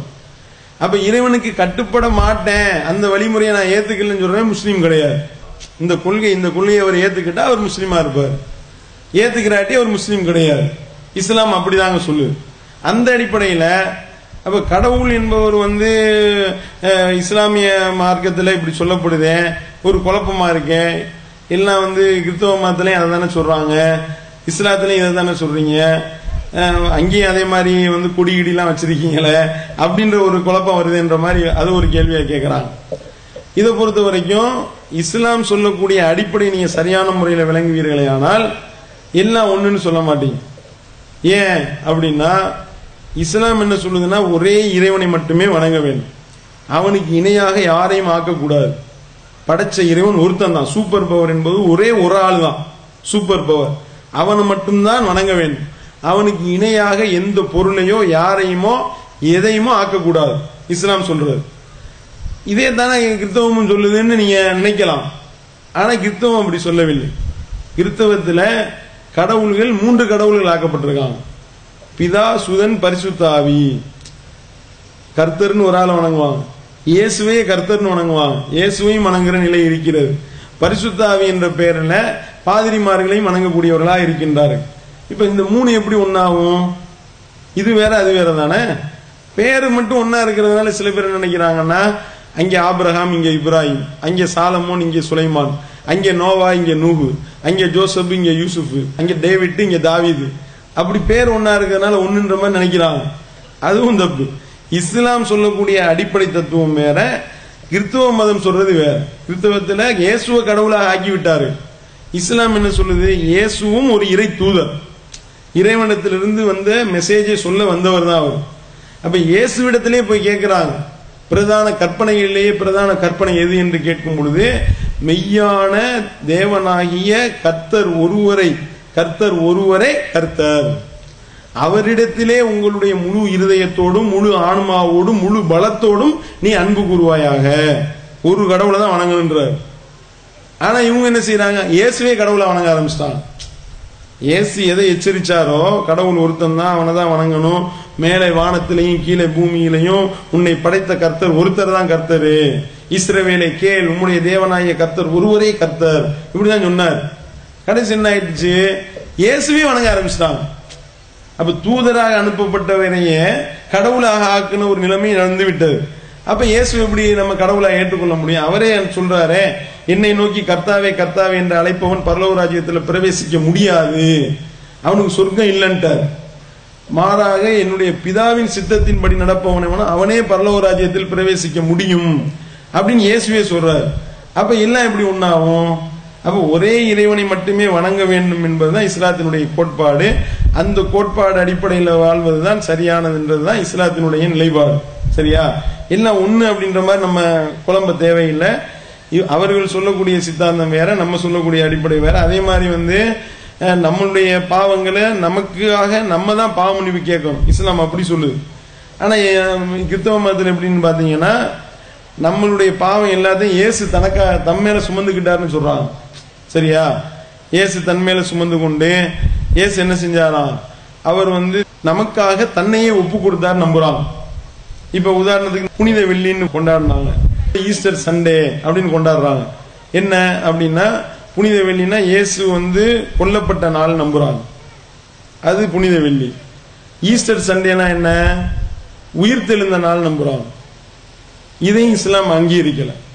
இஸ்லாம் என்ன சொல்லுதுன்னா, இயேசுவை அவர்கள் கொல்லவும் இல்லை, சிலுவையில் அறையவும் இல்லை, இறைவன் தன்புறத்துல உயர்த்தி கொண்டார் அப்படி இஸ்லாம் சொல்லுது. ஆனா அவங்க என்ன நினைக்கிறாங்க? இயேசுவை சிலுவையில் அறைஞ்சதா அவங்க நம்புறாங்க. இயேசுவே என்ன சொன்னாராம்? அவர் தனக்காக உலகத்துக்காக தன்னையை ஒப்பு கொடுத்தார் என்று சொல்வதும் பைபிள் அடிப்படையில் பொய். ஏன்? பைபிள்ல சொல்லப்பட்டிருக்கின்றது, இயேசு உலகத்துக்காக தன்னையே அவர் அர்ப்பணிச்சுக்கிட்டார்னு சொல்றாங்கல்ல. அப்படி சொல்றது உண்மையாக இருந்தால் அவர் தன்னை சிலுவையில் ஏத்துனதை விரும்பி தானே ஏத்துக்கணும். இப்ப நான் உங்களுக்காக நான் இறக்க போறேன் அப்படின்னா அந்த தண்டனையை நான் மனமூந்து ஏத்துக்கணும், அப்பதான் உங்களுக்காக நான் இறந்தேன்னு ஒத்துக்கிற முடியும். ஆனால் சிலுவையில் அறையப்படுவதற்காக அவர் தேடுறாங்க, இவர் ஓடி ஒளிஞ்சிட்டார். ஓடி ஒளிஞ்சவர் எப்படி விரும்பி ஏத்துக்கொண்டார்? ஒண்ணு, அவரை யூதாஸ் என்பவன் தான் காட்டி கொடுத்தான் என்று சொல்லப்படுது. யூதாஸ் தான் காட்டி கொடுத்தான் அப்படின்னா அப்ப ஒரு ஒளிஞ்சிருந்தான்னு தான் அர்த்தம். ஒளிஞ்சால தானே காட்டி கொடுக்க முடியும். நான் தான் என்னைய கொல்லுங்க வாங்க அப்படின்னு சொல்லி சொல்றதா இருந்தா காட்டி கொடுக்க தேவையில்லையே, அப்ப காட்டி கொடுக்கப்பட்டார் அப்படின்னு வருது. பைபிள்ல உள்ளதை சொல்றேன். அதுக்கடுத்து பாத்தீங்கன்னா, அவர் அந்த சிலுவையில் அறையப்படுறதுக்கு முன்னாடி பிதாவிடத்துல பிரார்த்தனை செய்றாரு. எப்படி பிரார்த்தனை செய்றாரு? என்னைய இந்த பாத்திரத்திலிருந்து என்னை எப்படியாவது விடுவித்து விடு பிதாவே, என்னை எப்படி கொல்ல போறாங்க, எப்படியா என்னை காப்பாத்திரு, கொன்ற வேணாம் என்னைய அப்படின்னு சொல்லி வியாகுலப்பட்டார், அழுதார், புலம்பினார். எந்த அளவுக்கு பயந்தார்னா மரணத்திற்கு ஏதுவான துக்கம் கொண்டு அழுதார். சாக போற அளவு அழுதே செத்துருவார், அந்த அளவுக்கு அவர் அழுதார் இருக்கிறது. அப்ப தானே மனம் ஒப்பு கொடுக்கிறவர் இப்படி அழுவாரா? அழுக மாட்டார். இவ்வளவும் மீறி ஆளை பிடிச்சு சிலுவையில் அறைந்து விட்டாரு. புனித வெள்ளின்னு சொல்றாங்க. 6ஆம் மணி நேரத்தில் அவருடைய உயிர் பிரிந்தது. உயிர் பிரிவதற்கு முன்பாக அவர் என்ன சொன்னாரா? ஏலி ஏலி லாமா சபக்தானி, இதுதான் சத்தம் போட்டதுதான் அவருடைய கடைசி வார்த்தை என்று பைபிள் சொல்லுது. இதனுடைய பொருள் என்ன? ஏலி ஏலி லாமா சபக்தானி என்பதனுடைய பொருள் என்னவென்றால், தேவனே தேவனே ஏன் என்னை கைவிட்டீர் என்பதாகும். என்னை இப்படி கைவிட்டுட்டீங்களே தேவனே, இப்படி என்னை அநியாயமா கொலை பண்ணிட்டாங்களே, இப்படி நீங்க என்னை கவுத்து விட்டீர்களே, கைவிட்டு விட்டீர்களே என்றார். அப்ப இவர் விரும்பி ஒப்பு கொடுத்திருந்தால், தன்னுடைய உயிரை போக்கி இருந்தால் இப்படி சொல்லுவாரா? என்னை கவுத்திட்டீங்களேன்னு சொல்லுவாரா ஒருத்தவர்? சொல்ல மாட்டார். அப்ப அவரே விரும்பி ஒப்பு கொடுக்கல. எப்படி இப்ப அனுமதி வாங்குவாங்கல்ல, ஒரு ஆடை அறுக்க போறதுக்கு ஆட்டிட்டே அனுமதி கேட்பாங்க. எப்படி? தலையில தண்ணி ஊத்தி விடுவாங்க, அது இப்படின்னு சிலும்பும்ல, ஓகே சொல்லிடுச்சு போடுன்னு ஒரே போடா போடுற மாதிரி இவர்கள் என்ன செய்து விட்டார்கள்? அவரை பலிகடாவா ஆக்கப்பட்டார். அப்படிதான் பைபிள் சொல்கின்றார். பைபிள்ல உள்ளதான் இவ்வளவு நான் சொல்றேன். அதே மாதிரி நீங்க பாருங்க, அந்த உயிர் தெழுந்ததாக சொல்வதும் தவறு.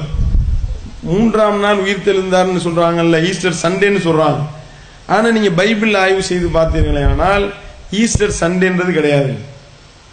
ஏன்? இயேசு இடத்துல போய் கேட்கிறாங்க. என்ன கேட்கிறாங்க? ஒரு அடையாளத்தை எங்களுக்கு காட்டுங்க அப்படின்னு கேட்டாங்க. நீ தான் இறைவனுடைய தூதன்றதற்கு ஒரு அடையாளத்தை சொல்லு அப்படின்னு சொல்லி பரிசேயர்கள் போய் கேட்டாங்க. உடனே என்ன செய்தாரு? ரொம்ப மோசமான ஒரு வார்த்தையில அவர் திட்டுறாரு. கேள்வி கேட்ட ஆளுகளே, உங்களோட விபச்சார சந்ததிகளா அப்படின்னு திட்டுறாரு. மோசமான வார்த்தையை சொல்லி திட்டினாராம். அந்த தேனா மனன் வரும்ல, அந்த வாசகத்தை சொல்லி திட்டிட்டு அதுக்கப்புறம் சொன்னாராம், என்ன இந்த மாதிரி ஒரு அடையாளத்தை நான் சொல்றேன், யோனா இருந்தாருல்ல, மீன் வயிற்றுல இருந்தாரா இல்லையா யோனா?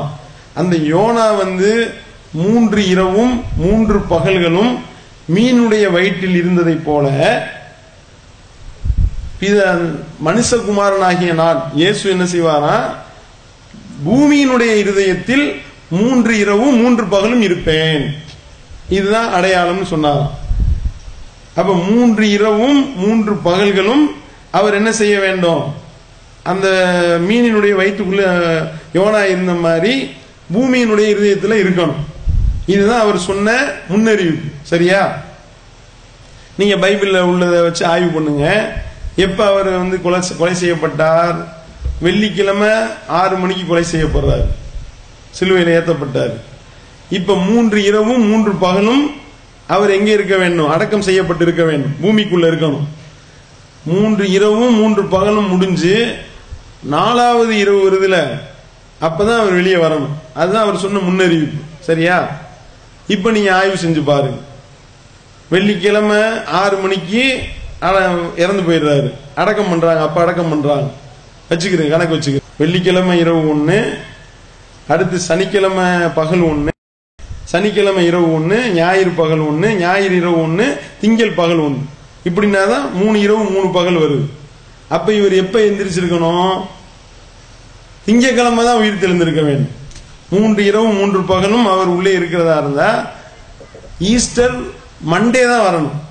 சரியா? ஆனா இவங்க என்ன கொண்டாடிட்டு இருக்காங்க?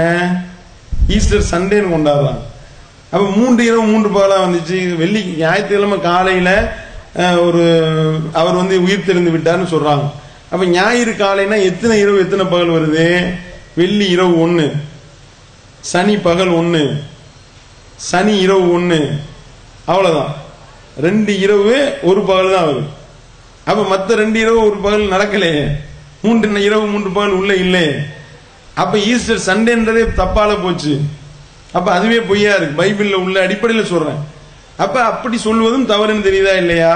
அப்ப எல்லாம் எப்படி ஒன்னாகும்? அப்ப வேதத்தில் அவர்கள் எதை பிரதானமான அடிப்படையில் சொல்கின்றார்களோ அதுவே தவறா இருக்கு. உயிர் தெளிந்தது, பாவத்தை வாங்கி கொண்டது எல்லாமே தவறாக இருக்கின்றது. இதை கூட நீங்க பல நாடுகளில் பாத்தீங்கன்னா, இங்க ஈஸ்டர் சண்டே கொண்டாடுறாங்கல்ல, பல நாடுகளில் பைபிளை வச்சு கனெக்ட் பண்ணி பார்த்து ஈஸ்டர் மண்டே தான் லீவ் விட்டு இருக்காங்க. இன்றளவும் இருக்கு. சரியா? ஒரு சகோதரர் கூட நம்மள்ட்ட கேள்வி கேட்டார். அப்ப நம்ம அவர்கிட்ட இதை கேள்வி கேட்டுட்டு நீங்க உங்க பாஸ்டர்கிட்டே போய் கேட்டு வாங்கன்னு சொன்னோம். அப்ப அவர் போய் கரெக்டா அந்த வசனத்தெல்லாம் வச்சு கேட்டிருக்காரு. ஈஸ்டர் சண்டேன்னு வருது, ஈஸ்டர் மண்டே தானே வரணும், ஏன் இந்த மாதிரி ஈஸ்டர் சண்டே நம்ம கொண்டாடுறோம் பாஸ்டர், 3 இரவு 3 பகல் கணக்கு பண்ணா ஈஸ்டர் மண்டேல வருது அப்படின்னு கேட்டிருக்காரு. உடனே அதுக்கு அந்த பாதிரியார் சொன்னது, அந்த சகோதரர் நம்மள்ட்ட சொன்னார். என்ன சொன்னார் தெரியுமா? அதாவது ஈஸ்டர் மண்டே தான் கரெக்டு, ஆனா நமக்கு கவர்மெண்ட் ஹாலிடே ஞாயிற்றுக்கிழமை தான் விடுறாங்க, அதனாலதான் ஈஸ்டர் சண்டே இப்படி சொல்லியிருக்காரு. அப்ப நீங்க பாத்தீங்கன்னா பைபிள் அடிப்படையில் ஆய்வு செய்து பார்த்தா அது தவறுன்னு, அடிப்படையான கொள்கையே தவறா இருக்கா இல்லையா? நான் சொல்றதெல்லாம் பைபிள் அடிப்படையில் சொல்லிக்கிட்டு இருக்கேன். அப்ப இந்த மாதிரி பைபிள் உள்ளது இது ஒண்ணுன்னு எப்படி நம்ம சொல்ல முடியும்? அந்த அடிப்படையில தான் நீங்க ஆய்வு செஞ்சு பாருங்க. திருமறை குர்ஆன் தமிழாக்கம் உங்களுக்கு கொடுக்கப்படும், அதை வாங்கி படிங்க. அதே மாதிரி பைபிளையும் வச்சு பாருங்க, எது சரி என்பதை நீங்க ஆய்வு செஞ்சு அதை கொடுத்ததுனாலதான் நீங்க படிச்சிருக்கீங்க. அதனால இந்த கேள்வியை எழுப்பியிருக்காங்க விக்னேஷ் அவர்கள். இந்த கேள்வி எழுப்புனதுக்குண்டான அடிப்படையை கொடுத்து படிக்கப்பட்டவனே தான் அந்த சந்தேகம் வந்தவனே தான் கேட்கிறாங்க. நல்ல ஆய்வு பண்ணி பார்த்தீங்கன்னா எது சரியானது என்றதை நீங்கள் விளங்கிக் கொள்ளலாம் என்பதை இங்க அதுக்கு பதிலாக சொல்லிக்கிறேன். அடுத்து என்ன கேட்கிறாங்கன்னா, தர்கா எப்படி உள்ள வந்துச்சு? அப்ப ஒரே இறைவனை தான் வணங்கணும், அவனுக்கு இணைய யாரையும் ஆக்கக்கூடாது என்றெல்லாம் சொல்லப்பட்டா அப்புறம் எப்படி தர்கா வந்துச்சு? அதை ஒழிக்கிறதுக்கு தான் தவி ஜமாத் பிரச்சாரம் பண்ணிட்டு இருக்கோம். சரியா? எந்த ஒரு சித்தாந்தத்திலையும் பொய்யான தப்பான வழிகேடான சிந்தனைகளை உள்ளே புகுத்த ஆள் இருக்கும். அந்த அடிப்படையில் உள்ளே புகுத்தி விட்டு தான் சமாதியை அப்படி வணங்க ஆரம்பித்து விட்டார்கள். ஏன்னா நாங்கெல்லாம் பிறப்பால நாங்க அரபு நாட்டில இருந்து இறக்குமதி செய்யப்பட்ட ஆளுங்க கிடையாது.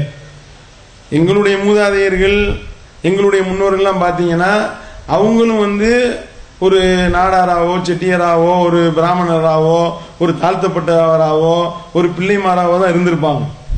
நாங்க சமத்துவம் தேடி இங்க வந்திருக்கோம், இஸ்லாத்துக்கு வந்தோம். இப்ப இஸ்லாத்துக்கு வந்தாச்சா, நம்ம இங்க தேர்லாம் இழுத்தோமே, இங்க ஒண்ணுமே இல்லையோ அப்படின்னு பார்த்தாங்க எங்க முன்னோர்கள். உனக்கு ஒரு தேர் தானே வேணும், தயார் பண்ணிடுவோம், பிரச்சனை இல்லை அப்படின்னு சொல்லி இங்கிட்டு ஒரு கூடை இழுத்து விட்டாங்க, சந்தன கூடு. புரியுதா உங்களுக்கு? இவர்கள் இது இப்படிதான் உருவாக்குனா. அவை சொல்றாங்க, நீ தேர்லுக்கு போயிடாத, கூடுலு அப்படின்னு சொல்லி கூடை கொண்டு வந்து வச்சு விட்டாங்க. நமக்கு ஏதாவது பார்த்து வணங்குறதுக்கு ஒண்ணு வேணுமே, அவங்க கரெக்டா சிலையை பார்த்து வணங்கிட்டு இருந்தோமே, நமக்கு ஒண்ணு இல்லையே, வா வச்சிருவோம், பிரச்சனை இல்லை. அவன் நிக்க வச்சு வணங்குறானா, நீ படுக்க போட்டுரு, சமாதி. புரியுதா அவனுக்கு? சமாதி வழிபாடு. அங்க வேப்ப மரம் இருந்துச்சா இல்லையா, சுத்தி வந்தோம்ல, இங்க நமக்கு ஒரு மரம் காணா, இங்க ஒரு கொடிமரத்தை போட்டு விடு, ஒரு கொடிமரத்தை நட்டு வச்சுட்டாங்க. சரியா? அந்த கொடிமரத்தை போய் ரவுண்ட் அடிக்கிறது, அதுல போய் பத்தி குத்தி வைக்கிறது, அந்த கொடிமரத்துல போய் பிரார்த்தனை செய்யறது, அந்த கொடிமரத்துல போய் பிள்ளைக்காக தொட்டியில் அங்க வேப்ப மரத்துல கட்டுவாங்க, இங்க கொடிமரத்துல கட்டி விட்டு போ. அங்க திருநீர் எல்லாம் சந்தனம்லாம் நெத்தியில பூசுறாங்களே, நமக்கு சந்தனம் இருந்தா நல்லா இருக்குமே, போட்டுருவோம், அதுக்கு மட்டும் என்ன குறைச்சல் அப்படின்னு சொல்லிட்டு சந்தன தொட்டு கழுத்துல தேய்ச்சிக்கோ, நெத்தியில தேய்ச்சிடாத அப்படின்னு சொல்லிட்டு, இதெல்லாம் இஸ்லாத்துல இல்ல, இஸ்லாத்துல இல்லாது. அங்கே பஜனை பாடல், பிரச்சனை இல்லை, உனக்கு ஒண்ணு, இங்க வா மௌலுது ராத்திப்பு இருட்டு திக்குரு வச்சு விட்டாங்க. சரியா? அதே மாதிரி அங்கே நீங்க பாத்தீங்கன்னா கடவுளுக்கு சேலையை கட்டி விடுவாங்க. இங்க பார்த்தாங்க, நமக்கு ஏதாவது ஒண்ணு வேணும்ல, பச்சை போர்வை போத்தி விடு போ அப்படின்னு சொல்லிட்டு பச்சை போர்வை ரெடி பண்ணி விட்டு அதை ஒரு 10 பேர் பிடிச்சிட்டு அப்படியே போத்தி விட்டு போயிரு. அந்த மாதிரி அங்கே பேயாடுறாங்களே, அதுதான் சார் விக்னேஸ்வரர் அதை தான் கேட்டாப்புல, அங்கே பேயாடுறதுன்னு இங்கேயும் பேயாடுறாங்களே, வருமானம் வேணும்ல, வேற என்ன செய்யறது, பேய் பிசாசுலாம் இல்லைன்னு சொன்னா வருமானம் போயிடும்ல, வா அதையும் ஓட்டிடுவோம் அப்படின்னு சொல்லிட்டு பேயை விரட்டு, பிசாசை விரட்டு, அது மஞ்சு விரட்டுன்னு இப்படி கிளம்பிட்டாங்க. அப்ப எல்லாமே பாத்தீங்கன்னா பிற மதத்திலிருந்து காப்பி அடிக்கப்பட்டதாக இருக்கிறது. இதை இஸ்லாம் அங்கீகரிக்கலாம், இதை இஸ்லாம் ஒரு காலத்திலே அங்கீகரிக்கிறது. இதெல்லாம் எதிர்த்து தான் நாங்கள் பிரச்சாரம் பண்ணிக்கிட்டோம். எந்த அளவுக்குன்னா, உலக ஆதாயத்துக்காக வரதட்சணை என்ற வன்கொடுமையை ஆதரிக்கக்கூடியவர்களாக முஸ்லிம்கள் உள்ள ஜமாத்தார்கள் இருக்கிறார்கள். வரதட்சணைன்றது எவ்வளவு பெரிய ஒரு அநியாயம். பெண் வீட்டில் போய் கேட்கலாமா, பெண் வீட்டை சுரண்டி திங்கிறது இல்லையா, அவனுடைய ரத்தத்தை உறிஞ்சிறது இல்லையா என்று நாங்க பிரச்சாரம் பண்றோம். எங்களை ஊர் நீக்கம் பண்ணிடுறாங்க, வரதட்சணை வாங்கக்கூடாது ஒதுக்கு. அப்புறம் வரதட்சணை எவ்வளவு வேணாலும் வாங்கு, கமிஷன் கொடுத்துரு ஜமாத்துக்கு, வாங்கு 2 லட்சம் ரூபாய் வரதட்சணையா 10% கமிஷன், எவ்வளவு வேணாலும் வாங்கியோ பிரச்சனை இல்லை என்று சொல்லி ஜமாத்தார்கள் அப்படி போயிட்டாங்க. அப்ப அதையெல்லாம் பிரச்சாரம் பண்ணி எதிர்த்து பிரச்சாரம் பண்றோமா, இங்க ஒரு மௌத்து விழுந்தா கூட அடக்கம் பண்ண இடம் தர மாட்டேன்றாங்க. இதே ஜமாத்தார்கள் நாங்க ஊர் நீக்கம் செய்யப்பட்டிருக்கிறோம், பல ஊர்களில் அடி வாங்கியிருக்கோம், வெட்டு வாங்கியிருக்கிறோம். அப்ப இது தர்கா வழிபாடு என்பது இஸ்லாத்துல இல்ல, உள்ள நுழைந்து விட்டது. அப்ப இதை ஒழிக்கிறதுக்கு பிரச்சாரம் பண்ணி எத்தனையோ ஊர்களில் தர்கா இடிச்சு தரமட்டமாக்கிட்டோம். அவங்களே மொத்தமா ஏகத்துவத்துக்கு தர்காவை தரமட்டமாக்கி விட்டு பள்ளிவாசலா வைத்திருக்கின்றார்கள். எத்தனை ஊர்களில் அந்த ஜெண்டா கொடிமரம் இருக்குல்ல, அதை வச்சவர்களை இடிச்சு தரமட்டமாக்கி விட்டாங்க, பல ஊர்கள் இருக்கிறது. அப்ப இந்த மாதிரி கொஞ்சம் கொஞ்சமா பிரச்சாரம் பண்ணி மக்கள் மத்தியில் இதை எடுத்து சொல்லிக்கிட்டு இருக்கிறோம். அந்த மாதிரி உண்மை இஸ்லாத்தை சொல்லன்றதுக்காக இந்த இனிய மார்க்க நிகழ்ச்சி, இப்படி நிகழ்ச்சிகள் நடத்தி, இது நீங்க நினைக்கிற மாதிரி தப்பான கண்ணோட்டத்துல இஸ்லாமியர்களை பார்க்க வேணாம். தர்காக்கு போறாங்க, கொடிமரத்தை வணங்குறாங்க, சந்தன கூடு இருக்கிறாங்கன்னா அதுக்கு இஸ்லாத்துக்கு எந்த சம்பந்தமும் கிடையாது.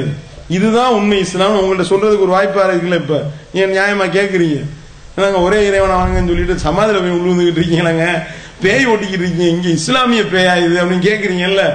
இப்படி கேட்கும் பொழுது, இந்த உண்மையை சொல்லும் பொழுது நீங்களும் விளங்கிக் கொள்வீங்க, உண்மை என்னன்றது உங்களுக்கு தெரியும் என்ற அடிப்படையில தான் இந்த பிரச்சாரத்தை நிகழ்த்தி கொண்டிருக்கின்றோம் என்பதை சொல்லிக் கொள்கிறேன். என்னுடைய பேரு எஸ் சரத்குமார். இப்போ இயேசு கிறிஸ்துவ நம்ம இறை தூதர்னு சொல்றோம். அதே போல முகமது நபிகள் நாயகம் அவர்களை முதல் மற்றும் கடைசி இறை தூதராகவும் நம்ம சொல்லப்படுறோம். அப்ப இயேசு கிறிஸ்து ஒரு வசனத்தை சொல்றாரு, நானே வழியும் சத்தியமும் ஜீவனுமாய் இருக்கிறேன்னு சொல்றாரு. என்னை இன்றி என் பிதாவினிடத்தில் யாரும் செல்ல முடியாதுன்னு சொல்றாரு. அப்படி இருக்கும் பொழுது நான் இயேசு கிறிஸ்துவை கடவுளாக பார்க்காமல் இறை தூதராக கொண்டு நான் ஏன் பிதாவினிடத்தில் செல்ல முடியாது? அருமையான கேள்வி. சகோதரர் சரத்குமார் அவர்கள் ஒரு அருமையான ஒரு கேள்வி கேட்கிறாங்க. அதாவது இயேசுவை கடவுளாக வழிபடாமல் இயேசுவை இறை தூதராக நம்பி, இயேசுவை இறை தூதராக நம்பி இயேசுவை பின்பற்றி ஒருவர் வாழ்ந்து மரணித்தால் அவருக்கு ஏன் சொர்க்கம் கிடைக்காதா? இயேசுவே அதை சொல்றாரே, நானே சத்தியமும் ஜீவனும் வழியுமாய் இருக்கிறேன் அப்படின்னு இயேசு சொல்லியிருக்காரு. அப்ப இயேசுவிடத்துல என் மூலமே அன்றி என்னுடைய பிதாவினிடத்துல ஒருவனும் வரமாட்டான் என்று இயேசு சொல்லியிருக்காருல. அப்ப அதை நம்ம கரெக்டா ஃபாலோ பண்ணி, இயேசுவை கரெக்டா ஃபாலோ பண்ணி நம்ம என்ன செய்யலாம், செல்லலாம் தானே. அப்ப இது ஏன் மறுக்கிறீங்க என்ற ரீதியில ஒரு கேள்வி கேட்கிறான். இதை பொறுத்த வரைக்கும் இயேசு இறை தூதர் என்பதில் நமக்கு மாற்றுக்கிறதே கிடையாது. அதை நம்ம முழுமையாக நம்புகின்றோம், 100% நம்புறோம். எந்த அளவிற்கு என்றால், எந்த ஒரு தூதர்களுக்கு மத்தியில பாகுபாடு காட்டக்கூடாது என்று இஸ்லாம் சொல்லுது. அந்த அளவுக்கு தூதர்களை அனைவரையும் இறைவனிடத்திலிருந்து வந்தவர்கள் தான், இறைவனுடைய செய்தியை சொன்னவர்கள் என்பதுல லானு ஃபர்ரிகு பைன அஹதின் மின் ருசுலி, எந்த ஒரு தூதர்கள் மத்தியில வேற்றுமை பாராட்டக்கூடாது என்று இஸ்லாம் சொல்லுது. இதுல மாற்றுக்கிறது கிடையாது. ஆனால் ஒரு தூதரை நம்ம பின்பற்றுவதாக இருந்தால் அவருடைய செய்தி முழுமையாக நமக்கு கிடைக்கணுமா இல்லையா? இதுதான் நம்ம முன்னாடி இருக்கக்கூடிய கேள்வி. இப்ப இயேசு இறை தூதர், இதுல மாற்றுக்கிறது கிடையாது. ஒரு இறை தூதருக்கு, ஒவ்வொரு இறை தூதருக்கும் இறைவன் வேதத்தை வழங்கணும். அந்த வேதம் வேதமாக இருக்கின்றதா? கொஞ்சம் யோசனை பண்ணி பாருங்க. வேதமா இல்ல. வேதம் என்ற பெயர்ல அவர்கள் வைத்திருப்பது பின்னாடி இவர்களாக கைகளில் எழுதி வைத்துக் கொண்டு அதுல இயேசுவை பற்றி சொல்றாங்க. எல்லாமே அதுக்கு தகுந்த மாதிரி மாற்றம் செய்யப்பட்டு விட்டது. உதாரணத்துக்கு நீங்க எடுத்துக்கிறீங்களேன், பழைய ஏற்பாடு புதிய ஏற்பாடுன்னு வச்சிருக்காங்க. பழைய ஏற்பாடுல இருக்கக்கூடிய 5000 வசனங்களுக்கு மேல புதிய ஏற்பாடுல தூக்கப்பட்டிருக்கு. இருக்கா இல்லையா?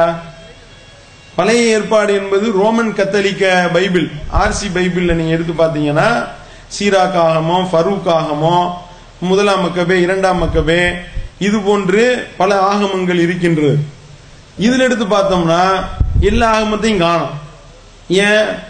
அதெல்லாம் இடைச்செருகள் நாங்க தூக்கிட்டோம், புராட்டஸ்டன்ட் பைபிள் சொல்றாங்க. அதே மாதிரி ஒவ்வொரு அதிகாரத்தில் இருக்கக்கூடிய சில வசனங்களை உருவி எடுக்கப்பட்டிருக்கு. அதை ரிவைஸ்டு பைபிள் வெர்ஷன் என்ற பெயர்ல பின்னாடி வரக்கூடிய யெகோவா விட்னஸ் பிரிவினர் என்ன செய்யறாங்க, அதுல உள்ள பல வசனங்களை தூக்குறாங்க. கிட்டத்தட்ட 110 வசனம் நமக்கு லிஸ்ட் கொடுத்துருக்காங்க. இந்த மாதிரி நாங்க ஆய்வு பண்ண வகையில புராட்டஸ்டன்ட் 5000 வசனத்துக்கு மேல ரோமன் கத்தோலிக்க பைபிள் இருந்து தூக்கிட்டோம். அந்த தூக்கப்பட்ட புராட்டஸ்டன்ட் பைபிள்ல இருந்து நாங்க 110 வசனத்தை தூக்கி இருக்கிறோம் அப்படின்னு நம்மள்ட்ட ஒரு லிஸ்ட் கொடுக்குறாங்க. விவாதம் நம்ம நடத்தி இருக்கிறோம். நீங்க அந்த டிவிடிக்கள் வேணும்னா வாங்கிக்கிறீங்க. யெகோவா விட்னஸ் பிரிவினர்களோட விவாதம் நடத்தி இருக்கிறோம். அப்படி விவாதத்துல நம்ம கேட்கிறோம், அப்ப என்னங்க இப்படி நீக்கிக்கிட்டே போனீங்கன்னா என்ன ஆகும்? ஆமா, நீக்கணும்னு சொல்லி பைபிள்ல இருக்கு. அவருடைய வாசகங்கள் இந்த மாதிரி சுத்திகரிக்கப்பட்டுக்கிட்டே இருக்கும்னு சொல்லப்பட்டிருக்கான். அப்ப சுத்திகரிக்கப்பட்டுக்கிட்டே இருக்கு, செப்பானியால இருக்கேன்னு சொல்லி ஒரு இதை சொன்னாங்க. அப்ப அந்த வசனத்தினுடைய அடுத்த வசனமாக இப்படிப்பட்ட சுத்திகரிப்பு மறுமை நாள் வரை, உலக அழிவு நாள் வரை தொடரும்னு இருக்கு. அதை கேள்வியா கேட்டோம். உலக அழிவு நாள் வரைக்கும் நீக்கிக்கிட்டே போவீங்களா அப்படின்னோம். ஆமா, உலக அழிவு நாள் வரை நீக்கிக்கிட்டே இருப்போம். இப்ப 110 கண்டுபிடிச்சிருக்கிறோம், உலக நாள் அழிவு நாள் வரை நீக்கிக்கிட்டே இருப்போம்டாங்க. அப்ப கேட்டோம், உலக அழிவு நாள் வரை இப்படி நீக்கிக்கிட்டே போனீங்கன்னா அட்டை கூட மிஞ்சாதேங்க அப்படின்னு கேட்டோம். உடனே அதுக்கு அந்த பாதிரியார் சொல்றாரு, நாங்க வேற அட்டை போட்டுக்கிறோம் அப்படின்னு சொன்னாரு. ரெக்கார்டிங் இருக்கு எல்லாமே. அந்த டிவிடி என்ன சகோதரர் அவர்களுக்கு, சரத்குமார் அவர்களுக்கு கொடுங்க. அப்ப நீங்க பாத்தீங்கன்னா ஒரு இறை தூதருடைய ஒரு செய்தி முழுமையா கிடைத்தாதானே அவரை பின்பற்ற முடியும். அப்புறம் முழுமையா கிடைக்காம அவர் சொல்லாததையெல்லாம் சொன்னதாக அவர் பேர்ல இட்டுக்கட்டுப்பட்டு எழுதப்பட்டு இருக்குமே, ஆனால் நம்ம தவறான வழியில போயிடும். சரியா? அந்த அடிப்படையில தான் ஒவ்வொரு இறை தூதருடைய அந்த செய்திகள் மாசுபடுத்தப்படும் பொழுதுதான் அடுத்த இறை தூதரை அல்லாஹ் இறைவன் அனுப்புகின்றார். அப்படி அனுப்பப்பட்ட இறுதி இறை தூதர் தான் முகமது நபி அவர்கள். அப்ப முகமது நபி அவர்களை இறைவனுடைய தூதராக ஒருவர் அங்கீகரிக்கும் பொழுது இறைவன் அவர்களுக்கு அருளப்பட்ட இறை வேதத்துல இந்த மாதிரி பல கோல்மால்களை பைபிள் அவர்கள் செய்து விட்டார்கள், தௌராத்துல செய்து விட்டார்கள். பழைய ஏற்பாட்டிலையும் புதிய ஏற்பாட்டிலையும் இது போன்ற வேலைகளை அவங்க செய்து கொண்டு பழைய ஏற்பாடு புதிய ஏற்பாடுன்னு புதுசா இவர்கள் தயாரிச்சது. அது இறைவன் இறக்கிய இஞ்சில் கிடையாது, இறைவன் இறக்கிய தௌராத்து கிடையாது. அதுல அவங்க ஒன்றெண்டு இருக்கும்ல, அதை சேர்த்துக்கின்றார்களே ஒழிய இஸ்லாம் அப்படி சொல்லுது. இவர்கள் வைத்திருக்கக்கூடியது இவர்கள் தங்களுடைய கைகளால் எழுதி கொண்டு இது இறைவனத்திலிருந்து வந்ததுன்னு சொல்லிவிட்டார்கள். அப்ப அதுல வந்துகிட்டு ஒரே இறைவனைத்தான் வணங்கணும், அவனுக்கு இணை துணை யாரும் கிடையாது, கடவுளுக்கு மகன் கிடையாது, மகன்ற பேர்ல சொல்றது மிகப்பெரிய அவதூறு. அந்த அவதூரை கேட்டு வானம் பூமிலாம் இடிஞ்சு தரைமட்டமாக பிளந்து விட பார்க்கிறது. இப்படி இருக்கு. அப்ப இறைவனுடைய மகன் என்று சொல்லி இயேசுவை எப்படி ஏற்றுக்கொள்ள முடியும்? லம் எளிது வளம் யூலது, அவன் எவனையும் பெறவும் இல்லை, எவராலும் பெறப்படவும் இல்லைன்னு இஸ்லாம் மறுத்துருச்சு. அப்ப இறைவனுடைய மகன் தானே அதுல சொல்லப்பட்டிருக்கின்றது. அப்ப இறைவனுடைய மகன் என்று இறைவனுடைய தூதராக அனுப்பப்பட்ட இயேசுவை ஒருவர் நம்பும் பொழுது இறைவனுடைய மகன் சொன்னா இறைவன் மேல மிகப்பெரிய அவதூறை இட்டு கட்டுறது. மனைவியே இல்ல, அப்புறம் எப்படி புள்ள பிறக்கும்? மத்த சாகிபத்தன் வளதா, இறைவனுக்கு தான் மனைவியே இல்லையே, அப்புறம் எப்படி புள்ள? இறைவன் கேள்வி எழுப்புகின்றார். அப்ப இது இறைவன் மேல சொல்லக்கூடிய மிகப்பெரிய அபாண்டம் இஸ்லாம் சொல்லுது. அப்ப இறை தூதராக நாங்க இயேசுவை ஈசா அலைஹிஸ்ஸலாம் அவர்களை அங்கீகரித்திருக்கின்றோம், மூலமாக நாங்கள் நம்புகின்றோம். அவரும் இறைவனுடைய தூதர் என்பதில் எங்களுக்கு எந்த மாற்று கருத்தும் கிடையாது. நானே சத்தியமும் ஜீவனும் வழியுமாய் இருக்கின்றேன், ஒருவனும் என்னிடத்தில் வராமல் பிதாவை அடைய முடியாதுன்னு அவர் சொல்லி இருப்பாரே. ஆனால் அவர் இறை தூதராக அனுப்பப்பட்டால் அப்பதான் அப்படிதான் அவர் சொல்லுவார். என்னைய தானே பின்பற்றணும் தானே சொல்லுவாங்க, ஒரு இறை தூதர் அப்படித்தானே சொல்லுவாங்க. அது கரெக்டா இறைவனுடைய தூதராக அவர் இருக்கும் பொழுது இஸ்ரவேல் மக்களுக்கு அனுப்பப்பட்ட நிலையில அவர் என்னையத்தான் நீங்க பின்பற்றணும்னு சொல்லியிருப்பார். அப்படிதான் ஒவ்வொரு இறை தூதரும் பிரச்சாரம் செஞ்சிருப்பாங்க. ஆனால் அந்த பிரச்சாரம் முழுமையா கிடைத்ததா? இதுதான் பிரச்சனை. எல்லாத்தையுமே உல்டா பண்ணிட்டாங்களே டோட்டலா. எந்த அளவுக்கு இயேசு சொல்றாரு, இந்த நியாய பிரமாணத்திலே, நல்லா கவனிங்க, இந்த நியாய பிரமாணத்தை நான் அழிக்க வந்தேன் என்று நினைத்துக்கிட்டு இருக்கீங்களா கேட்கிறாரு. நியாய பிரமாணத்தை நான் அழிக்க வரவில்லை, அதை உயிர் கொடுக்க தான் வந்தேன், அதை நடைமுறைப்படுத்த தான் நான் வந்தேன், விளங்கிக் கொள்ளுங்கள். இந்த நியாய பிரமாணத்திலே ஒரு எழுத்தையாவது அல்லது ஒரு எழுத்தில் உள்ள ஒரு கொம்பையாவது, இப்ப நீ என்னான்னு இருக்குன்னு வைங்க, நியாய பிரமாணம் நீ என்னான்னு இருக்கு, நானாக்கு மேல ஒரு கொம்பு இருக்குல்ல, அந்த கொம்பை கூட எடுக்க விட மாட்டேன், எடுக்க கூடாதுன்றார். அந்த அளவுக்கு நியாய பிரமாணத்தை ஸ்ட்ரிக்டா ஃபாலோ பண்ணுன்றார். நியாய பிரமாணத்தினுடைய கருத்துக்கள் என்ன, சட்டங்கள் என்ன, ஆய்வு செஞ்சு பாருங்க. கண்ணுக்கு கண், பல்லுக்கு பல், மூக்குக்கு மூக்கு, காதுக்கு காது, உயிருக்கு உயிர், நியாய பிரமாணத்தினுடைய சட்டம். இஸ்ரவேலை கேள், உம்முடைய தேவனாகிய கர்த்தர் ஒருவரே கர்த்தர், அவரிடத்துல உன்னுடைய முழு இருதயத்தோடும் முழு ஆத்மாவோடும் முழு பலத்தோடும் நீ அன்பு கூறுவாயாக, அவரை மட்டும்தான் நீ வணங்க வேண்டும், நியாய பிரமாணத்தினுடைய சட்டம். ஆனால் என்ன நடந்திருக்கு? பின்னாடி வந்த பவுல் மாத்துறாரு, முந்தைய கட்டளை பலவீனமாகிவிட்டது. எப்படின்னு பாருங்க, முன்னாடி சொல்லப்பட்ட கட்டளை இருக்குல்ல, அது பலவீனமாயிருச்சான், பின்னாடி உள்ள கட்டளை தான் பலமாயிருச்சு. அதனால அந்த வேதத்துல, வேதம் நீங்க நம்புறீங்களே, அதுல வட்டி வாங்கக்கூடாதுன்னு இருக்கும். பவுல் சொல்லுவாரு வட்டியை திங்கலாம்னு சொல்லுவாரு. முந்தைய வேதத்துல இயேசுவுக்கே விருத்த சேதனம் செய்தார்கள் இருக்கும். பவுல் சொல்லுவாரு விருத்த சேதனத்தை நான் ரத்து செய்கிறேன். எவனும் உடல்ல விருத்த சேதனம் செய்ய தேவையில்லை, இருதயத்துல பண்ணிக்கிட்டா போதும். மாத்தினாரா இல்லையா? முன்னாடி உள்ளது எல்லாமே காலாவதி ஆயிடுச்சுட்டாரே. அப்ப அதை எப்படி நம்ம நம்புறது? அப்ப இப்படி உள்ளே பூத்தியவர்கள் இயேசு சொன்னதாக என்ன வேணாலும் உள்ளே பூத்தி இருக்கலாமே. அப்ப இஸ்லாம் என்ன சொல்லுதுன்னா, அது மாசுபடுத்தப்பட்டுருச்சு, அதனால அதை பின்பற்றாதீங்க. இயேசு என்ன சொன்னாரோ அந்த இறை கொள்கை, அந்த ஏக இறை கொள்கை, அதுதான் இதுல சொல்லப்பட்டிருக்கு, இந்த திருமறை குர்ஆன்ல சொல்லப்பட்டிருக்கு. அவரும் ஒரு இறை தூதர், முகமது நபிக்கு முன்னாடி அனுப்பப்பட்ட தூதர், அவரை நீங்க நம்புங்க அப்படின்னு சொல்லி இஸ்லாம் சொல்லுது. அப்ப நீங்க எடுத்து பாத்தீங்கன்னா இயேசுவை இழிவுபடுத்துற மாதிரி தான் பைபிள் நிறைய இருக்கு. பைபிள்ல நீங்க பாத்தீங்கன்னா இயேசுவை திருமறை குர்ஆன் கண்ணியப்படுத்துது. பைபிள்ல நீங்க எடுத்து பாத்தீங்கன்னா, அதாவது விபச்சார சந்ததியில பிறந்த எவனும் கர்த்தருடைய தேவாலயத்துக்கு வரக்கூடாதுன்னு சொல்லப்பட்டிருக்கு, பைபிள்ல இருக்கு. இயேசுவை பற்றி சொல்லும் பொழுது இயேசுவினுடைய பிறப்பு வம்சாவளி வரலாறு வருதுல, அதுல பாத்தீங்கன்னா இயேசு விபச்சார சந்ததியில பிறந்தார்னு எழுதி வைத்திருக்கிறார். நாங்க நம்பல, நாங்க அதை ஏற்றுக்கொள்ளவில்லை. பைபிள் இழிவுபடுத்துதா இல்லையா? சிந்திச்சு பாருங்க. அதாவது தாவீது உரியாவினுடைய மனைவி இடத்துல சாலமோனை பெற்றாள். உரியாவினுடைய மனைவி விபச்சாரி.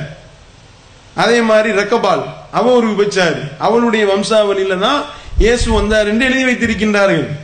இது குறித்து விவாதத்திலே கேள்வி கேட்டோம்.